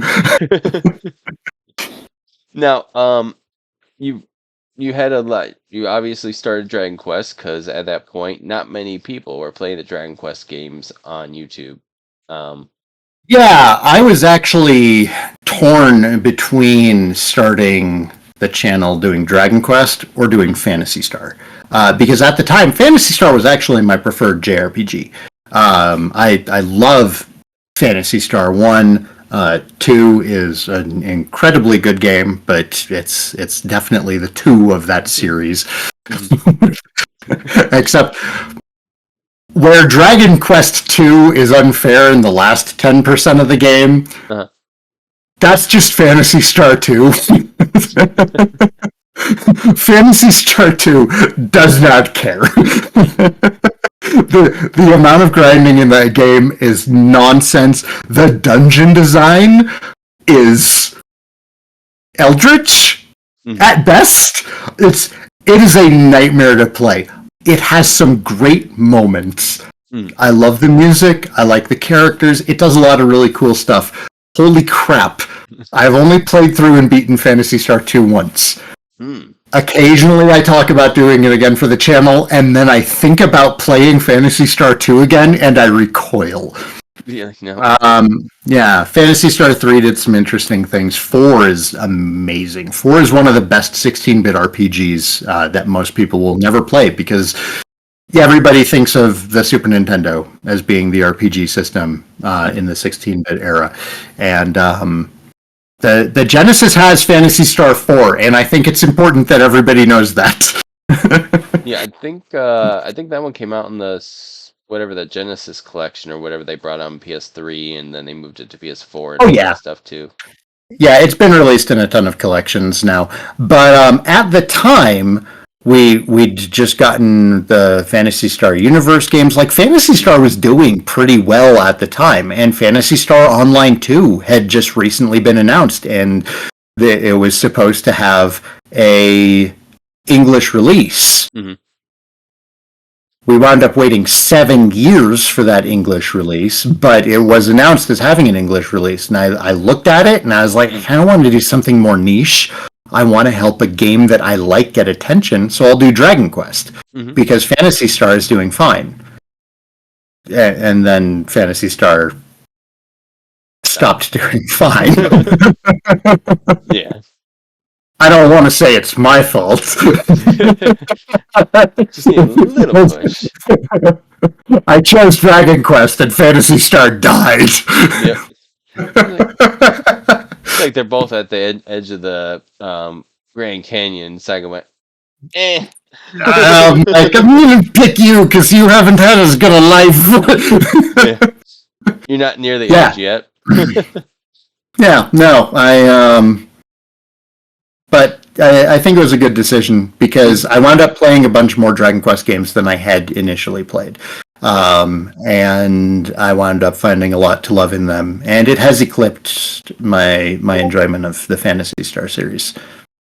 Yes, with Dragon Quest, I mean, you played obviously the main games, and then you've also played the heroes and builders and stuff like that too. Yeah, I've played most of the side games. There's a couple out there that I never got around to. There were a couple that I didn't do videos for. Dragon Quest of the Stars was one I got to play for. Not Stars. Monsters Light. Dragon Quest Monsters Light was a fantastic mobile game, and I don't say that very often because most mobile games are just garbage. Most of the Dragon Quest mobile games have been garbage. Not the ports. Dragon Quests 1 through 8 on mobile are all fine. Did 7 get a mobile port? I can't remember if 7 got a mobile port. 1 through 6 and 8 100% got mobile ports, and they're all fine. 8 was too much game for the devices at the time, so it ran very poorly, but still, even the worst version of Dragon Quest 8 is still Dragon Quest 8 if you don't have access to PlayStation 2 or 3DS. But yeah, I've played so many of the side ones, and it wasn't until like maybe a couple of years ago where I started getting burned out with the channel that I kind of stopped, because I haven't played Treasures yet. I haven't played Monsters Dark Prince, which I was playing. I was streaming that when the demo came out. And then they announced Day 1 DLC that had features in it that had been in previous Dragon Quest games, and that just pissed me off. So I decided, you know what? I'm not going to play it. Yeah. I'll wait until the entire game is available at a reasonable price. And then they wound up releasing it on PC, which I thought was a wonderful move. Yeah. And then the multiplayer functionality got gutted for the PC release. And I was like, well, what the hell, man? Yeah. So I've been just kind of bummed about playing Dragon Quest recently. And 3HD is apparently fantastic. And I didn't really have any problems with the release of that I can recall. Instead, I just got bummed about it because of like community nonsense, and I was I actually wound up leaving being an admin on this subreddit because the discourse around just some minor changes in the game, changes that had been seen in other entries, had just become so goddamn venomous. And I was like, I don't want to talk to any of you. I don't even want to risk streaming and having people come in here to bitch about this stuff. So it's... I have my nice little pocket of Discord now. With people that I like to chat with. And then occasionally I might do a rare stream now and then. Occasionally the bug will bite me again. I was originally planning on doing Daggerfall streams, And I know that it was kind of a shame that I didn't wind up doing it. I only streamed my first 4 hours of the game. And the first 4 hours of Daggerfall are mostly dying and trying to figure out what the hell you're trying to do. Dying in the tutorial dungeon. Daggerfall does not screw around. You've been recently trying Daggerfall. You know. Yeah.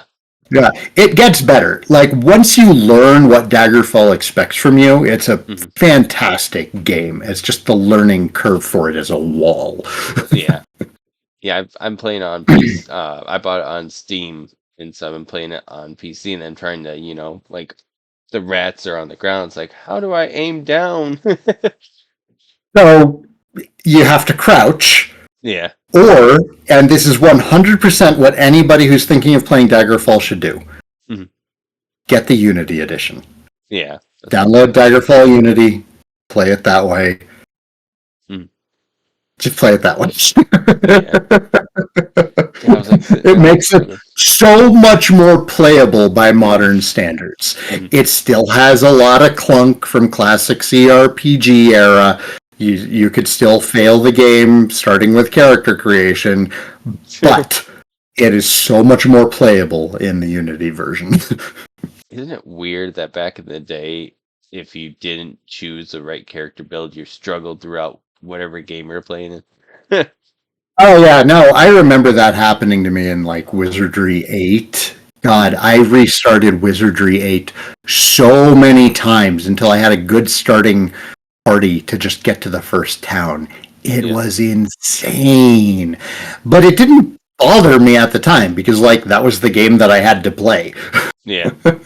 Final Fantasy 1 was like, or Final Fantasy 1 I think was like that, where you had to pick your team, and it was like apparently I'm not supposed to have a black mage at this point. I'm supposed to have a red mage because a red mage can do everything that black mage can do plus more. Yeah. Black Mage wasn't honestly that bad when the game first came out. Later on, once we started learning how to optimize Final Fantasy, it was like, well, why have a Black Mage? There's like no good reason to have a Black Mage. All the best black magic spells are used to do one thing, and that is to buff your martial artist. Yep. Like, oh. There are still people who think that the martial artist is a bad character class. There are still people who think that it's the worst one. Those people never got their black belt up to level 10. That class breaks the game wide open. We are talking consistent max damage for like over half of the game. It is insanely good. Yep. Now, when you first started doing YouTube, is there anybody that you're looking up to actually start like learning how to do it, or were you kind of just like, let me just guess and check? Well, I hadn't really gotten into Let's Plays. There weren't a lot of other Let's Players that I watched. I did speak to Kenshin and HC Bailey a couple of times each, and I had been chatting with people on the Dragon's Den for a while, because I'd been there as a Slime Knight back during the pre-release period of Dragon Quest VIII. But no, I was actually introduced to Let's Plays not through YouTube, because Let's Plays had originally started off as just screenshots and like diary entries of gameplay. And my introduction to Let's Plays, I don't remember whose it was, and it bothers me that I can't remember whose it was. It was a Final Fantasy VIII Let's Play, and it was... I don't remember where it was hosted. But it was hilarious because it was like just the way that he described everything that happened was wonderful. He had like really short, early internet video snippets of like stuff happening in Final Fantasy VIII. The whole section at the beginning during the test where Squall is escaping from the big robot that's chasing him and you have to get back to the boat, he overlaid that with the Benny Hill music, and I don't know, just when I was reading that and he had like, you'd hit a point scrolling through the page, and like a little video would play, and then music would cut in that would match what he's describing. I was like, "This is fantastic!" And then I wound up moving on to do my Dragon Quest Let's Plays, and they were not that. I tend to be very dry when I'm doing my Let's Plays, but my memory of that has always stuck with me because I don't think I'd ever gotten so much enjoyment reading about somebody else playing a video game, or since then, reading about somebody else playing a video game. It was hilarious, and I have no idea who it was. And if anybody could find that, please let me know. Yeah, definitely. Because it was a treat. Yeah, I remember watching yourself and a few other people like Nintendo Capri Sun used to do the camcorder recording Let's Plays, and HC Bailey was one of the ones that I watched too because you and HC Bailey were the main ones that were doing RPGs at that time because nobody really was touching RPGs because they thought it was a boring video to record and do. And they're not wrong. Yeah, in some ways. trying to do interesting commentary when you're grinding out levels in Dragon Quest One, when 95% of Dragon Quest One is just grinding levels. It shocks me to this day that I had any subscribers at all before the Dragon Quest X videos hit. But no, I found an audience. There's an audience out there. Yep. And honestly, I'd say it was a lot more fun doing games that I was interested in instead of just like doing the trend chasing. Yeah. There's been times where games have come out and I would get offers a while back with certain bigger games coming out, and like, hey, we'll be paying streamers to play this over a weekend, and it's like, I don't. Yeah. It's another shooter. I don't want to play another shooter. Right. I like some shooters, but I like Quake or Halo. Yeah. The new Doom games, actually. Like, I haven't played Dark Ages yet, but I'm going to play Dark Ages. Yeah, I've been watching a few Dark Ages Twitch streams, and I'm like, this looks pretty good. Looks pretty good. Yeah. One of the other BattleTech players in town has been talking about Dark Ages. I'm like, I'm gonna play it. Stop talking about it. I promise I'm gonna play it. Sounds great. Yeah, definitely. Now I know a lot of a few of your videos we were talking about. You had guests that showed up, and but was there anybody that like you've always wanted to have guest star on your like a Let's Play or just talk to about why you're doing the Let's Play?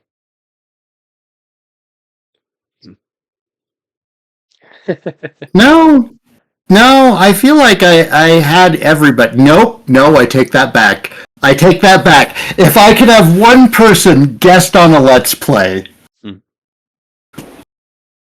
Sticking with Dragon Quest. Okay, so there's two. if I could have one person guest on a Let's Play, I would love to play some Dragon Quest IX multiplayer with Seth Green. And that is such a specific joke to having Seth Green on for Dragon Quest IX multiplayer, because he did that series of ads for DQ9, and they were so dumb but memorable, and I loved them. So yeah, Seth Green on Dragon Quest IX, or I would love to hang out with Nathan Fillion and play some Halo co-op. Hey, Nathan Fillion would be fun too. Yeah, because he's such a Halo fan, and Buck is one of the few tolerable things about the new Halo games. Yeah, 5 was so bad. Ugh. I'm still disappointed about 5. Yeah, the new one, the newest one was not as bad. Like they're figuring out stuff, but it still wasn't That's good. Infinite Yeah. is in a weird spot because I loved Infinite for the first playthrough. Yep. It's not good on a second playthrough. Whereas almost any other Halo game can be better on subsequent playthroughs. Particularly Bungie era. I will defend Halo 4. I know not everybody's willing to defend Halo 4, but I think Halo 4 is a perfectly serviceable Halo game. I don't think it's as good as Halo 1 or 3 or Reach. I would argue that it's better than 2. Some people might want to cut me for that opinion. Yeah. But listen,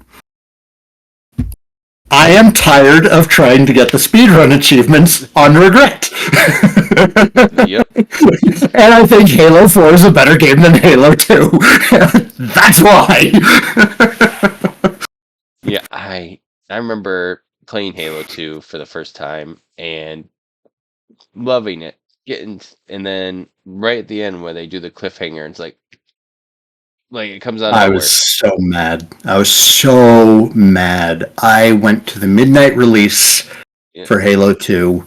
And oh my gosh, right. So I had a copy of Halo 2 pre-ordered, and I was working at Game Crazy down in Fountain, Colorado. Yeah, you know Game Crazy. I was working there at the Fountain, Colorado location. It was great. Knew everybody in town. If you are working at the only brick and mortar video game store in town, there were actually two.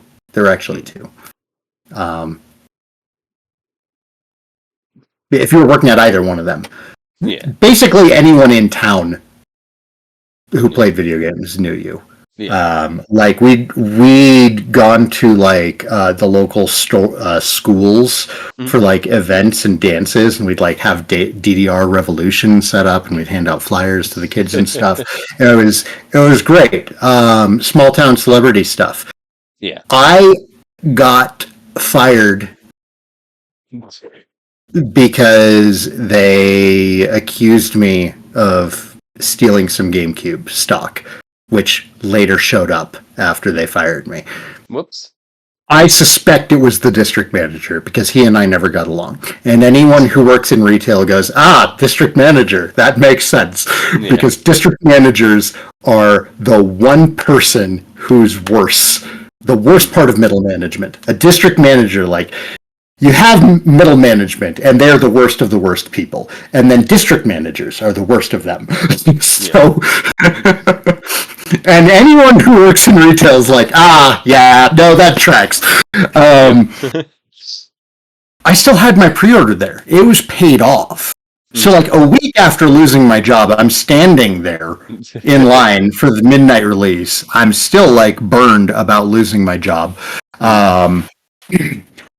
And, I wasn't sure what I was going to be doing for money at the time, but Halo 2 was coming out. So I got my copy of Halo 2. Everybody in line was like, I can't believe you're here after what they did to you. I'm like, it's paid off. I want my damn game. Yeah. Took it home. Got home maybe 12:30 in the morning because I lived like right across the tracks because there were tracks cutting between where I lived and the store. Like it was my apartment, tracks, store. My commute was either 2 minutes or 10 minutes, depending on whether or not there was a train. I get home, I stay up all night playing Halo 2. The sun is rising. Battered and beaten from Gravemind, even just on normal mode. And, I get through it. Finish the game. I finish the great journey. That damned ending. I was exhausted and angry. Yeah. It still bothers me. Every time I play Halo 2, like I get a little bit triggered by that damn ending. Yeah, it's like all of a sudden out of nowhere, like you're playing through. It's like, oh, it's sweet, and all of a sudden it's like, okay, I mean, what? That mission was so okay, and then you Yeah. wait for so many years for Halo 3 to come out, and it was like, come on. Yeah, yeah. The Halo 3 midnight release was actually a way better experience Mhm, because it was still out of Game Crazy. mhm. I'd moved up into Colorado Springs proper. I was over off of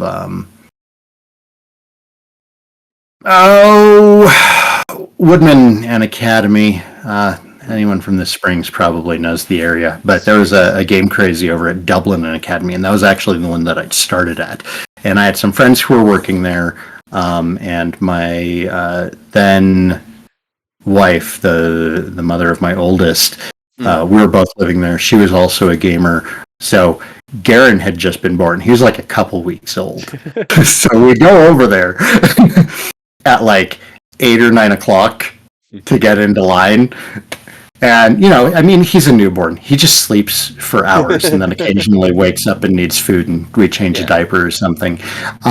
So it wasn't like a big deal to us. And we get there and we're chatting with our friends and we're in line and we're excited for Halo 3 to finally come out. And the guy who was running the store at the time was like, dude, you don't have to sit here with your kid all night. And he pulls up the account, he's like, it's paid off. And he just like, he just wrote a note to himself to finish checking out the game and told me to pick up my receipt the next day if there were any issues. And he just slipped me my copy. My wife and I just went home and like, I was on, I taken my vacation time because of course there's no such thing as paternity leave here. Yeah. So I'd used my vacation time from work so I could be home and help with the newborn. Mhm. And it turns out helping with a newborn is really just Yeah. feeding them and cleaning their diaper every 2 hours. Easy. And wishing for the release of sleep. So I spent so much of Halo 3 Mm. playing with Garen asleep in my arms. Yep. And now I get to play it with him co-op sometimes. So that's been wonderful. Yeah. British idiot said that he wanted me to tell you brutes. Brutes. Brutes. Brit, how many times did I die in the first room of Gravemind when I was playing it on Legendary? I want to say it was in the 80s. He kept tally. I died a lot during Halo 2 on Legendary, but more than half of those deaths were in one room. Yeah. Yeah, I loved Reach. Reach was my favorite Halo. Even though I grew up with 1, 2, 3, Reach was just like incredible. Like getting to play the Mhm. prequel, what happened and everything like that was just so good. Yeah. And, Yeah, I but really enjoy Reach, but Halo 1 is still going to be my comfort food. yeah. I just know that game too damn well. It's the only one that I keep getting all the achievements on. Yeah, the what was that, the Master Chief collection. Yep. Mm-hmm. Really, really sad. Well, also with the anniversary edition, there were Oh yeah, 10 I remember that. achievements on the anniversary edition, and I got all of those too. That was when I started to learn to love the library. Hmm. Because if you play the library enough on Legendary, trying to beat it in under 30 minutes without dying, I don't know, something happens. You start to learn to love your abuser. It's Yeah. I like the library now. Something happened. He's by his count, or British City's count, 142. That's more than I remember it being, but I believe him. That's a lot of times.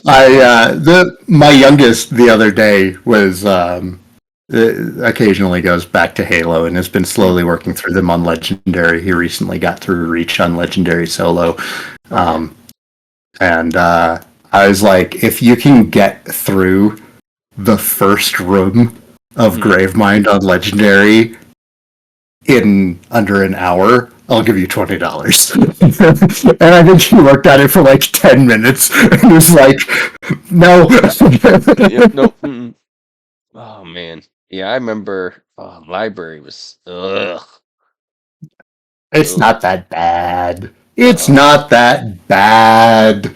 I was stuck on. Man, I remember. It's not that bad. There's arrows on the floor. Yeah, There's yeah, arrows on the floor in the remaster. I'm sorry. In the anniversary edition, there's arrows on the floor. yep. There's Yeah. arrows on the floor in the original version for Assault on Control Room and 2 Betrayals. That's what I was thinking of. Yeah, and it's just like, oh, I got lost forever and trying to figure out where to go, and I run up. I'm like, crap.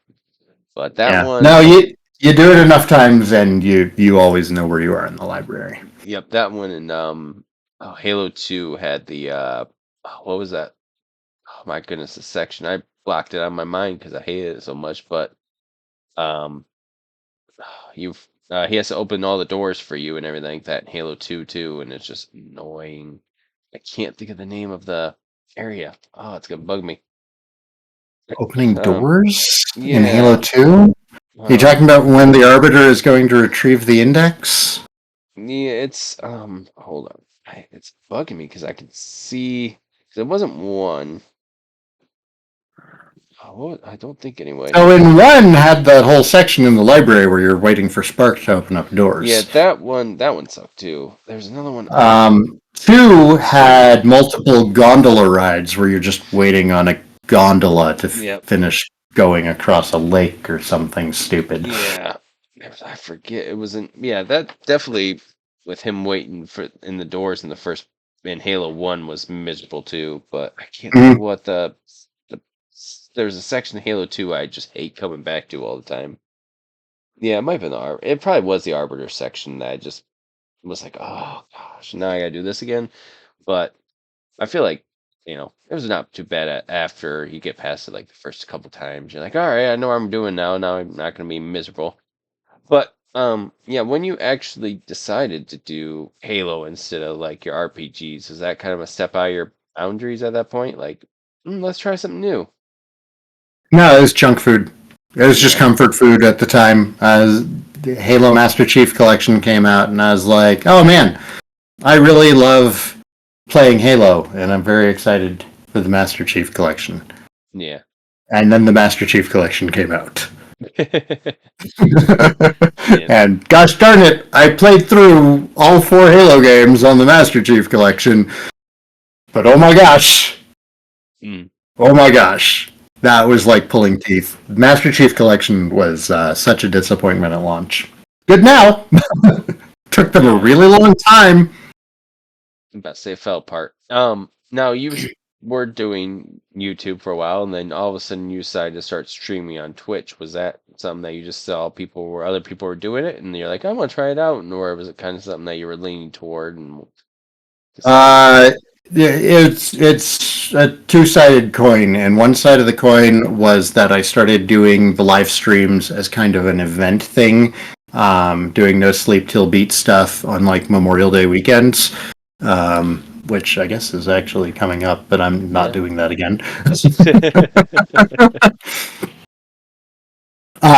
Which was a lot easier to do when I was living by myself. But the other side of that coin is that I'm lazy, and it means that I can just like do a stream and then put the VOD available on YouTube and just say like, here you go. I don't want to edit and render this. That's all it is. It's just I'm an incredibly lazy person. I understand that. Yeah. Yeah, it's the nice thing about you like nowadays Xbox, PS5, you can record right from the system, even PS4, and it's like I don't have to do nothing. Everything's recording. Yeah, and for some reason, like it doesn't. I don't like streaming straight from the consoles. It always feels like it's worse than doing it from a capture card and doing everything through OBS.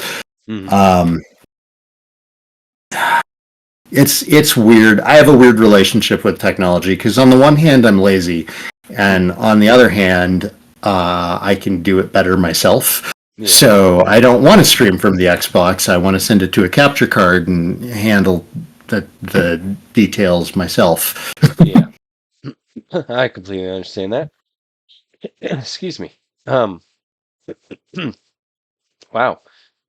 Had a frog in my throat there for a second. When you this like the games that like Fantasy Star and stuff like that that came out on like the Genesis and stuff like that, did you do that from the console or did you do it from like PC and then like an emulator type thing? I did Fantasy Star over emulator.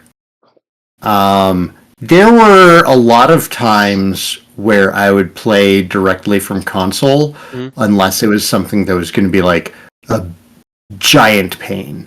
I had a Sega Master System with Fantasy Star on it, but getting that to get picked up on a capture card would have been a nightmare.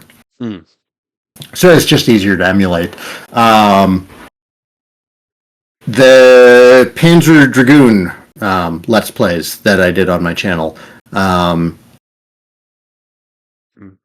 At the time, Saturn emulation was not good. Mm.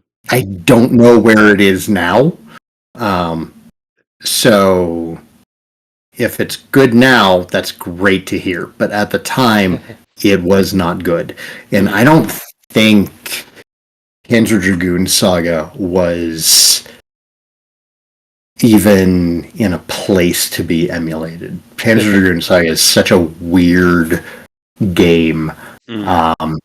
And it's a weird history within Sega because it's one of those examples of like this groundbreaking game that got zero attention until years after its release, but the source code was lost. Mm-hmm. So like if they ever remake Panzer Dragoon Saga, they would have to remake it from the ground up. We keep getting re-releases of the original Panzer Dragoon, but we're getting ports of the old Windows 95 version because we just don't have access to it. Like I have Panzer Dragoon on the Nintendo Switch. Yep. And it's fine, but it's not the Saturn version. It's a port of the Windows version. Yeah. And that's an ongoing issue. But yeah, I don't know where Saturn emulation is these days. It's not something I follow anymore. Yeah, that Saga game to buy on Saturn is so expensive nowadays too, which is nuts. Panzer Dragoon Saga, it was expensive back when I got it.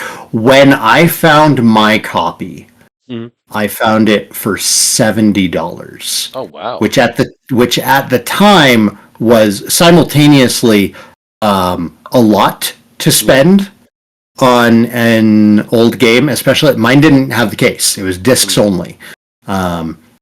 But the guy who sold it to me, I want to say his name was Sergey.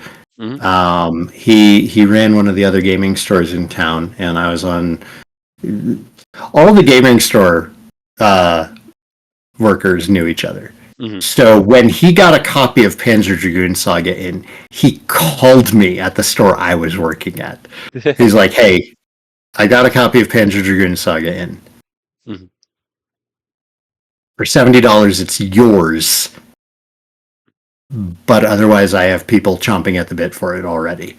Yeah. And I was like, I just looked at a coworker. I was like, "I'm going out." And I drove 10 minutes down the road. He's not far from us. Like I drove down there, threw a lot of cash at him, grabbed my game, and drove back. Guys, my coworker was like, "Where did you go?" I think his name was Matt. It's like, "Where did you go?" And I opened up this CD wallet with the 4 discs of Panzer Dragoon Saga, and it was like, "Oh, you bastard." And then I went home and I played through the entire game in like 5 hours because it's an incredibly short game. Yeah, I got the Panzer Dragoon, the remake that they released on PS4 and Xbox. Yep. PC port. Yep. That's the PC port.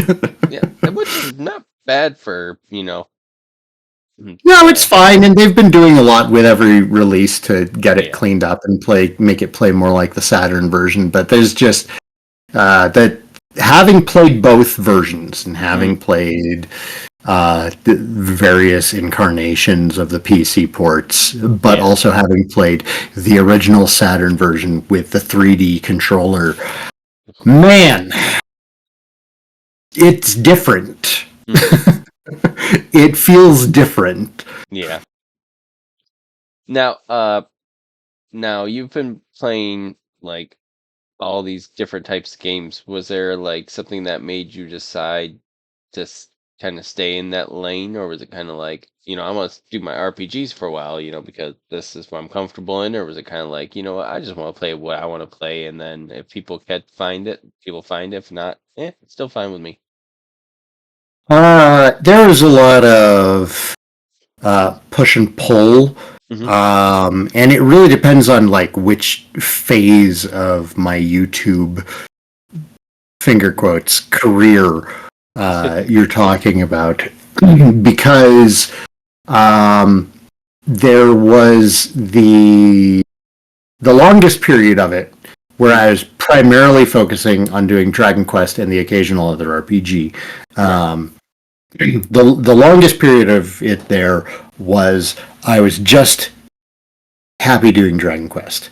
I'd go to work, I'd come home, I'd record some Dragon Quest, I'd throw it online.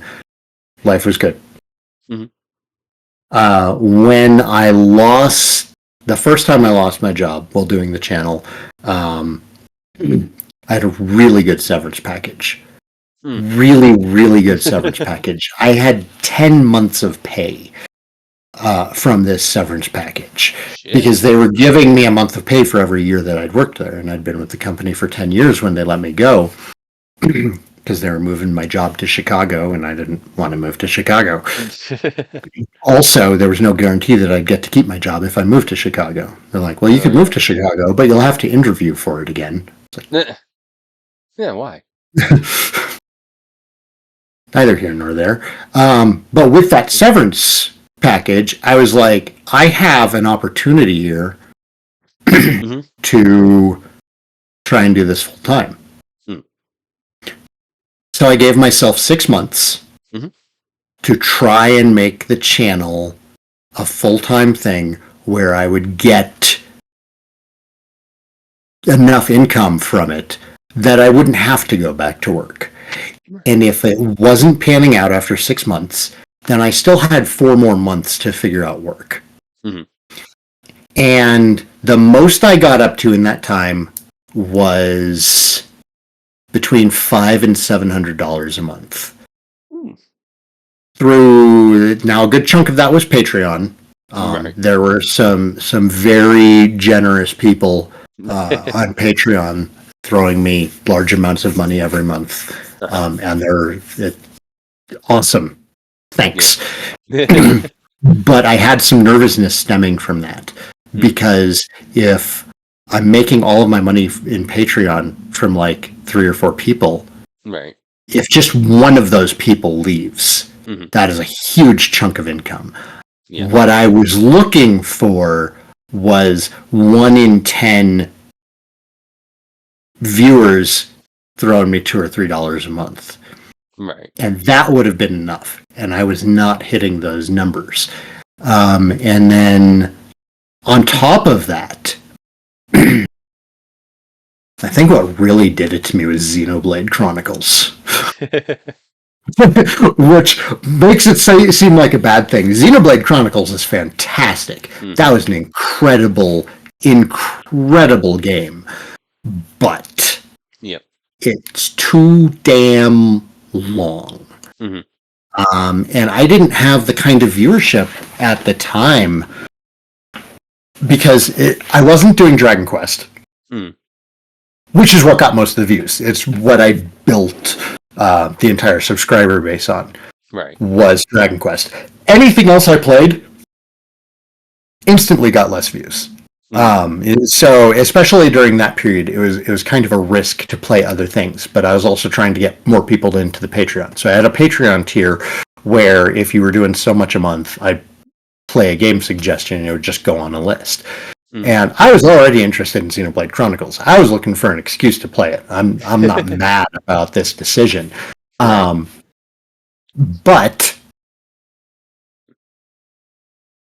for every week that you're still playing the same game, and you have a growing list of other requests coming in that you just aren't getting to, and you have no idea when you're going to get to them, even when you're playing games full time. If you're cutting that time in half, because you're also doing the channel management, you're doing the video production side of it, you're editing things, I created myself an 8-hour workday. I was working 40 hours a week doing this, but of those 40 hours a week, only 20 of those hours was going into your games. 20 hours a week for Xenoblade Chronicles means it's going to take over a month to finish that game.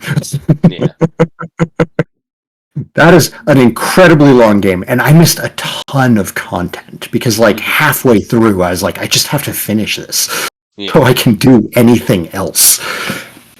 So I got burned out on that, and then ever since then, I went back to work, and I was still doing, some streaming in that time. That was more of I just started streaming for me. I stopped thinking about like operating the channel as a business, because in those 6 months I learned that the fastest way to kill your love of a hobby is to turn it into a job. Hustle culture is a goddamn poison. Do not take what you love and turn it into work. Don't do it. That's the fastest way to destroy something you love. And my relationship with gaming has not been the same since then. And I think that's been beneficial in some ways, because I've discovered other hobbies. I've gotten much more into the tabletop gaming. I get to I was late to our call tonight because I was in the middle of painting some BattleTech figures. They're still here. I need to put them away. But that's been a fantastic hobby for me because it's multifaceted. I go out once or twice a month to the local game store. There's a big group of players. We all know each other. So that's social time, which is something that I wasn't really getting streaming video games. Talking to people over Twitch and Discord doesn't really count. You're not getting that face-to-face social interaction. BattleTech does that for me. Painting miniatures has turned out to be a wonderful hobby, when originally I thought that would be a blocker to playing a game, and now it's the part that I do most. And just other tabletop games. We've got a Pathfinder group on Tuesday nights. We've got another, or every other Tuesday, and then the weeks off from that, we've got a group on Friday nights. And then I've got these BattleTech events that are once or twice a month. So it pushed me into other avenues of gaming that have been much more rewarding. And now, like, it's hard for me to want to sit down and play a video game. Not want to. I do want to. Every day, I look at my catalog of games and try and find something to play. Daggerfall recently was great. I fell hard into Daggerfall, and I enjoyed most of it. Not all of it. But I really did enjoy the experience of playing it through Daggerfall. And then I came out of Daggerfall and I immediately started looking for something else. And just nothing else has been scratching that itch. And now I'm back to painting tiny metal robots. It's crazy how much Daggerfall to Morrowind, how much they changed and upgraded and evolved and everything like that between those two. Oh yeah, it's insane. It's like the same jump going from Morrowind to Skyrim. Yeah.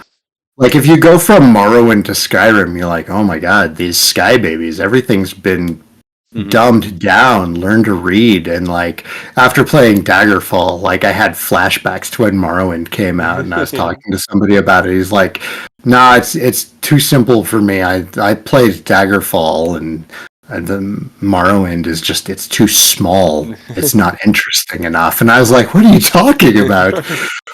And now that I've played Daggerfall, he's wrong. Daggerfall is an incredible game, but I'm gonna oust mentioned that other people have said that it's as wide as an ocean, but it's as shallow as a puddle. So while Daggerfall for a long time had the record of being the largest video game world ever constructed, the entirety of Skyrim fits into the smallest island of Daggerfall. It takes hours of real time to walk from one town to another, but you're really just fast traveling everywhere. Yeah. And the gameplay loop consists of you get notified of a quest, you fast travel to quest location, you talk to locals until they tell you where that specific location is, you go there, you get the quest, they give you a dungeon, you fast travel to the dungeon, you spend 4 days inside of a goddamn dungeon, reloading multiple times because you keep running out of time on this stupid timed quest when you haven't even finished exploring the dungeon. And then when you're done, you leave the dungeon, you fast travel back, and you turn it in, and then you get another breadcrumb into the next quest. And I liked that when I was playing through it. And the lore is all there, the storytelling is all there. The way that Daggerfall tells its story is actually really cool. Because you're not like this hero on an adventure. You're an agent who is doing detective work to try and figure out some stuff that's going on. You're not there to save the world. In the end, you don't save the world. You make some choices that affect the world of Tamriel, but the world would have been fine without your intervention. Yep. It would have just kept going. And I like that thematically, because too many other games, they're all fighting with each other over who has the biggest stakes. And you can have a weighty, important story without large stakes. Yep. I had a friend point this out to me after I'd lent him my copy of Seven Samurai, Akira Kurosawa's movie, Seven Samurai. It feels like a grand epic when you're watching it, because that's what it is to the characters. Right. But ultimately, this is the story of a village that's unimportant to the nation, trying to defend itself against some bandits. And that's all it is. But the way that it's framed and the experiences, the personal experiences that all the characters have during this trouble, is what turns it into an epic. And I think that a lot of game companies don't understand that the epic part doesn't require epic scale. Right. Yep. Yeah, I remember the one game that kind of felt like I actually was making decisions and making changes and stuff like that was like Mass Effect when that first came out. Because I felt like I was actually doing something and actually meaning something in in the long run. Instead of just like. Yeah, Mass Effect was a very good narrative until the end. I enjoyed watching Mass Effect. I did not enjoy playing it. I thought that the combat was Yeah, combat was easy. good. But watching the game was great. I just didn't want to have to play it. Right. Yeah. I'm waiting for my KOTOR remake, but that's never going to happen because That's not going to happen. That's not going to happen. EA threw that out there to dig up some goodwill.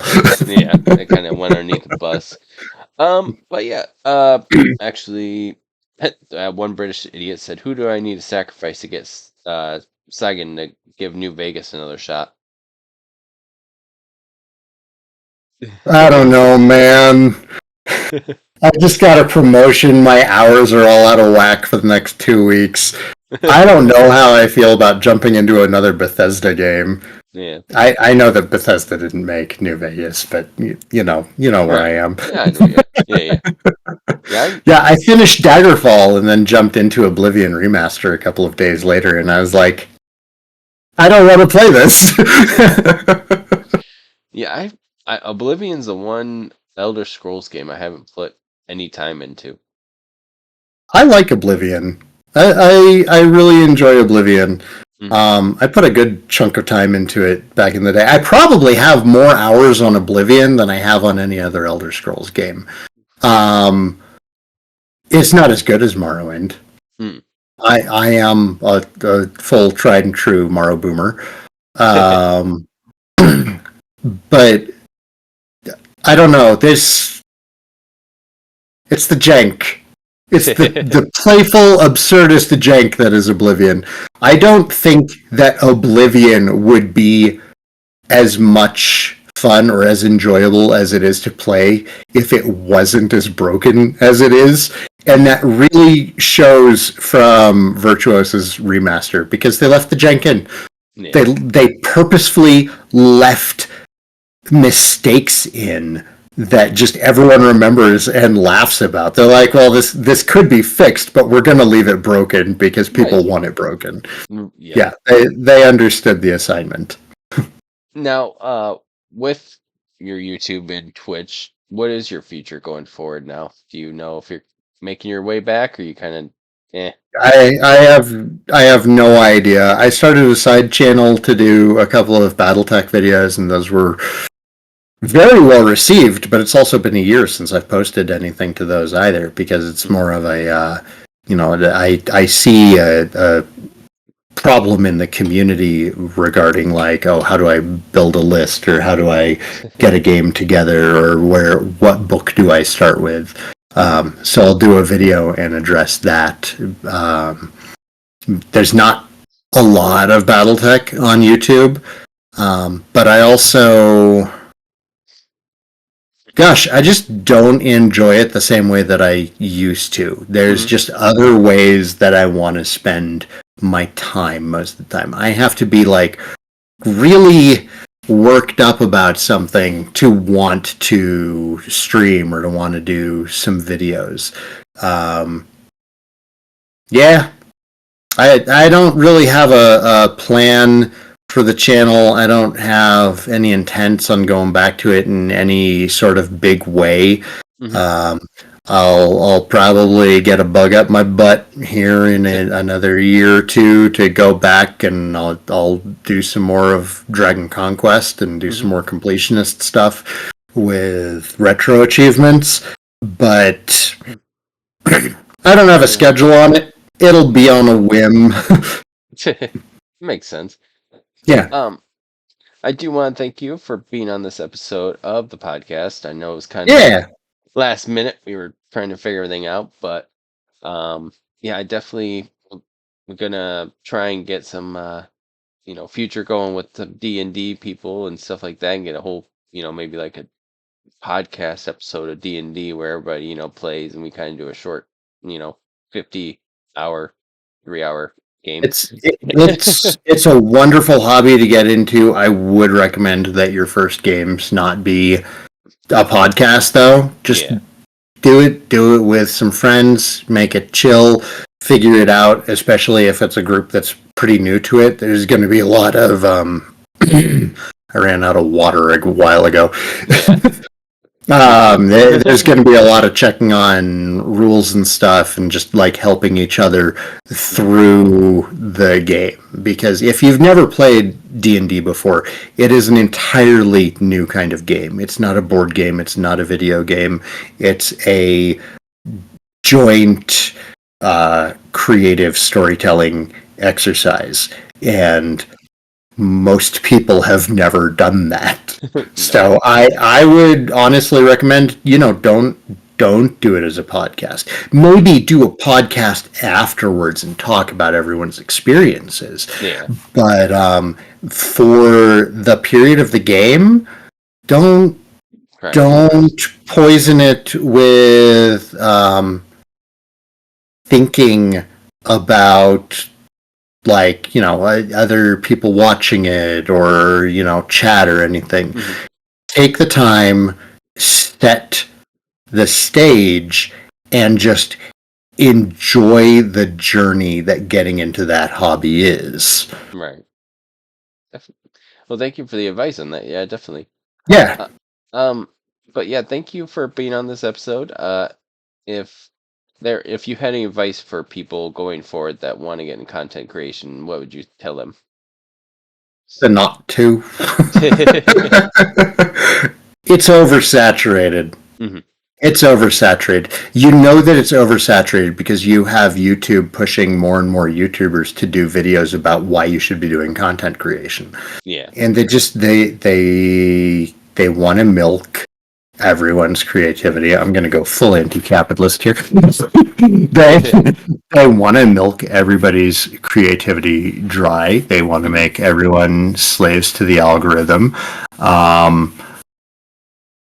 Don't. Yeah. Unplug, build your own website, learn HTML, check out like NeoCities or something. Make the internet a creative place again.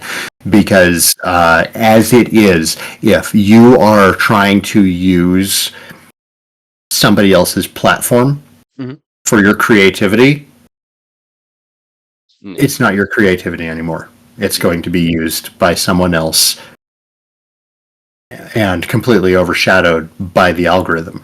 Some people get lucky. Some people get to live out their dreams of being a content creator. But honestly, if you want to just do it as a fun little hobby, you've got something that you want to share, you like talking at a camera for a couple of hours, and you enjoy the interaction with people, that's great. I would never ever suggest trying to go into it as a career. I wouldn't suggest trying to go into it and taking it seriously. Right. This is a hobby that you can have. YouTube should be a place for sharing like family videos with out-of-state relatives.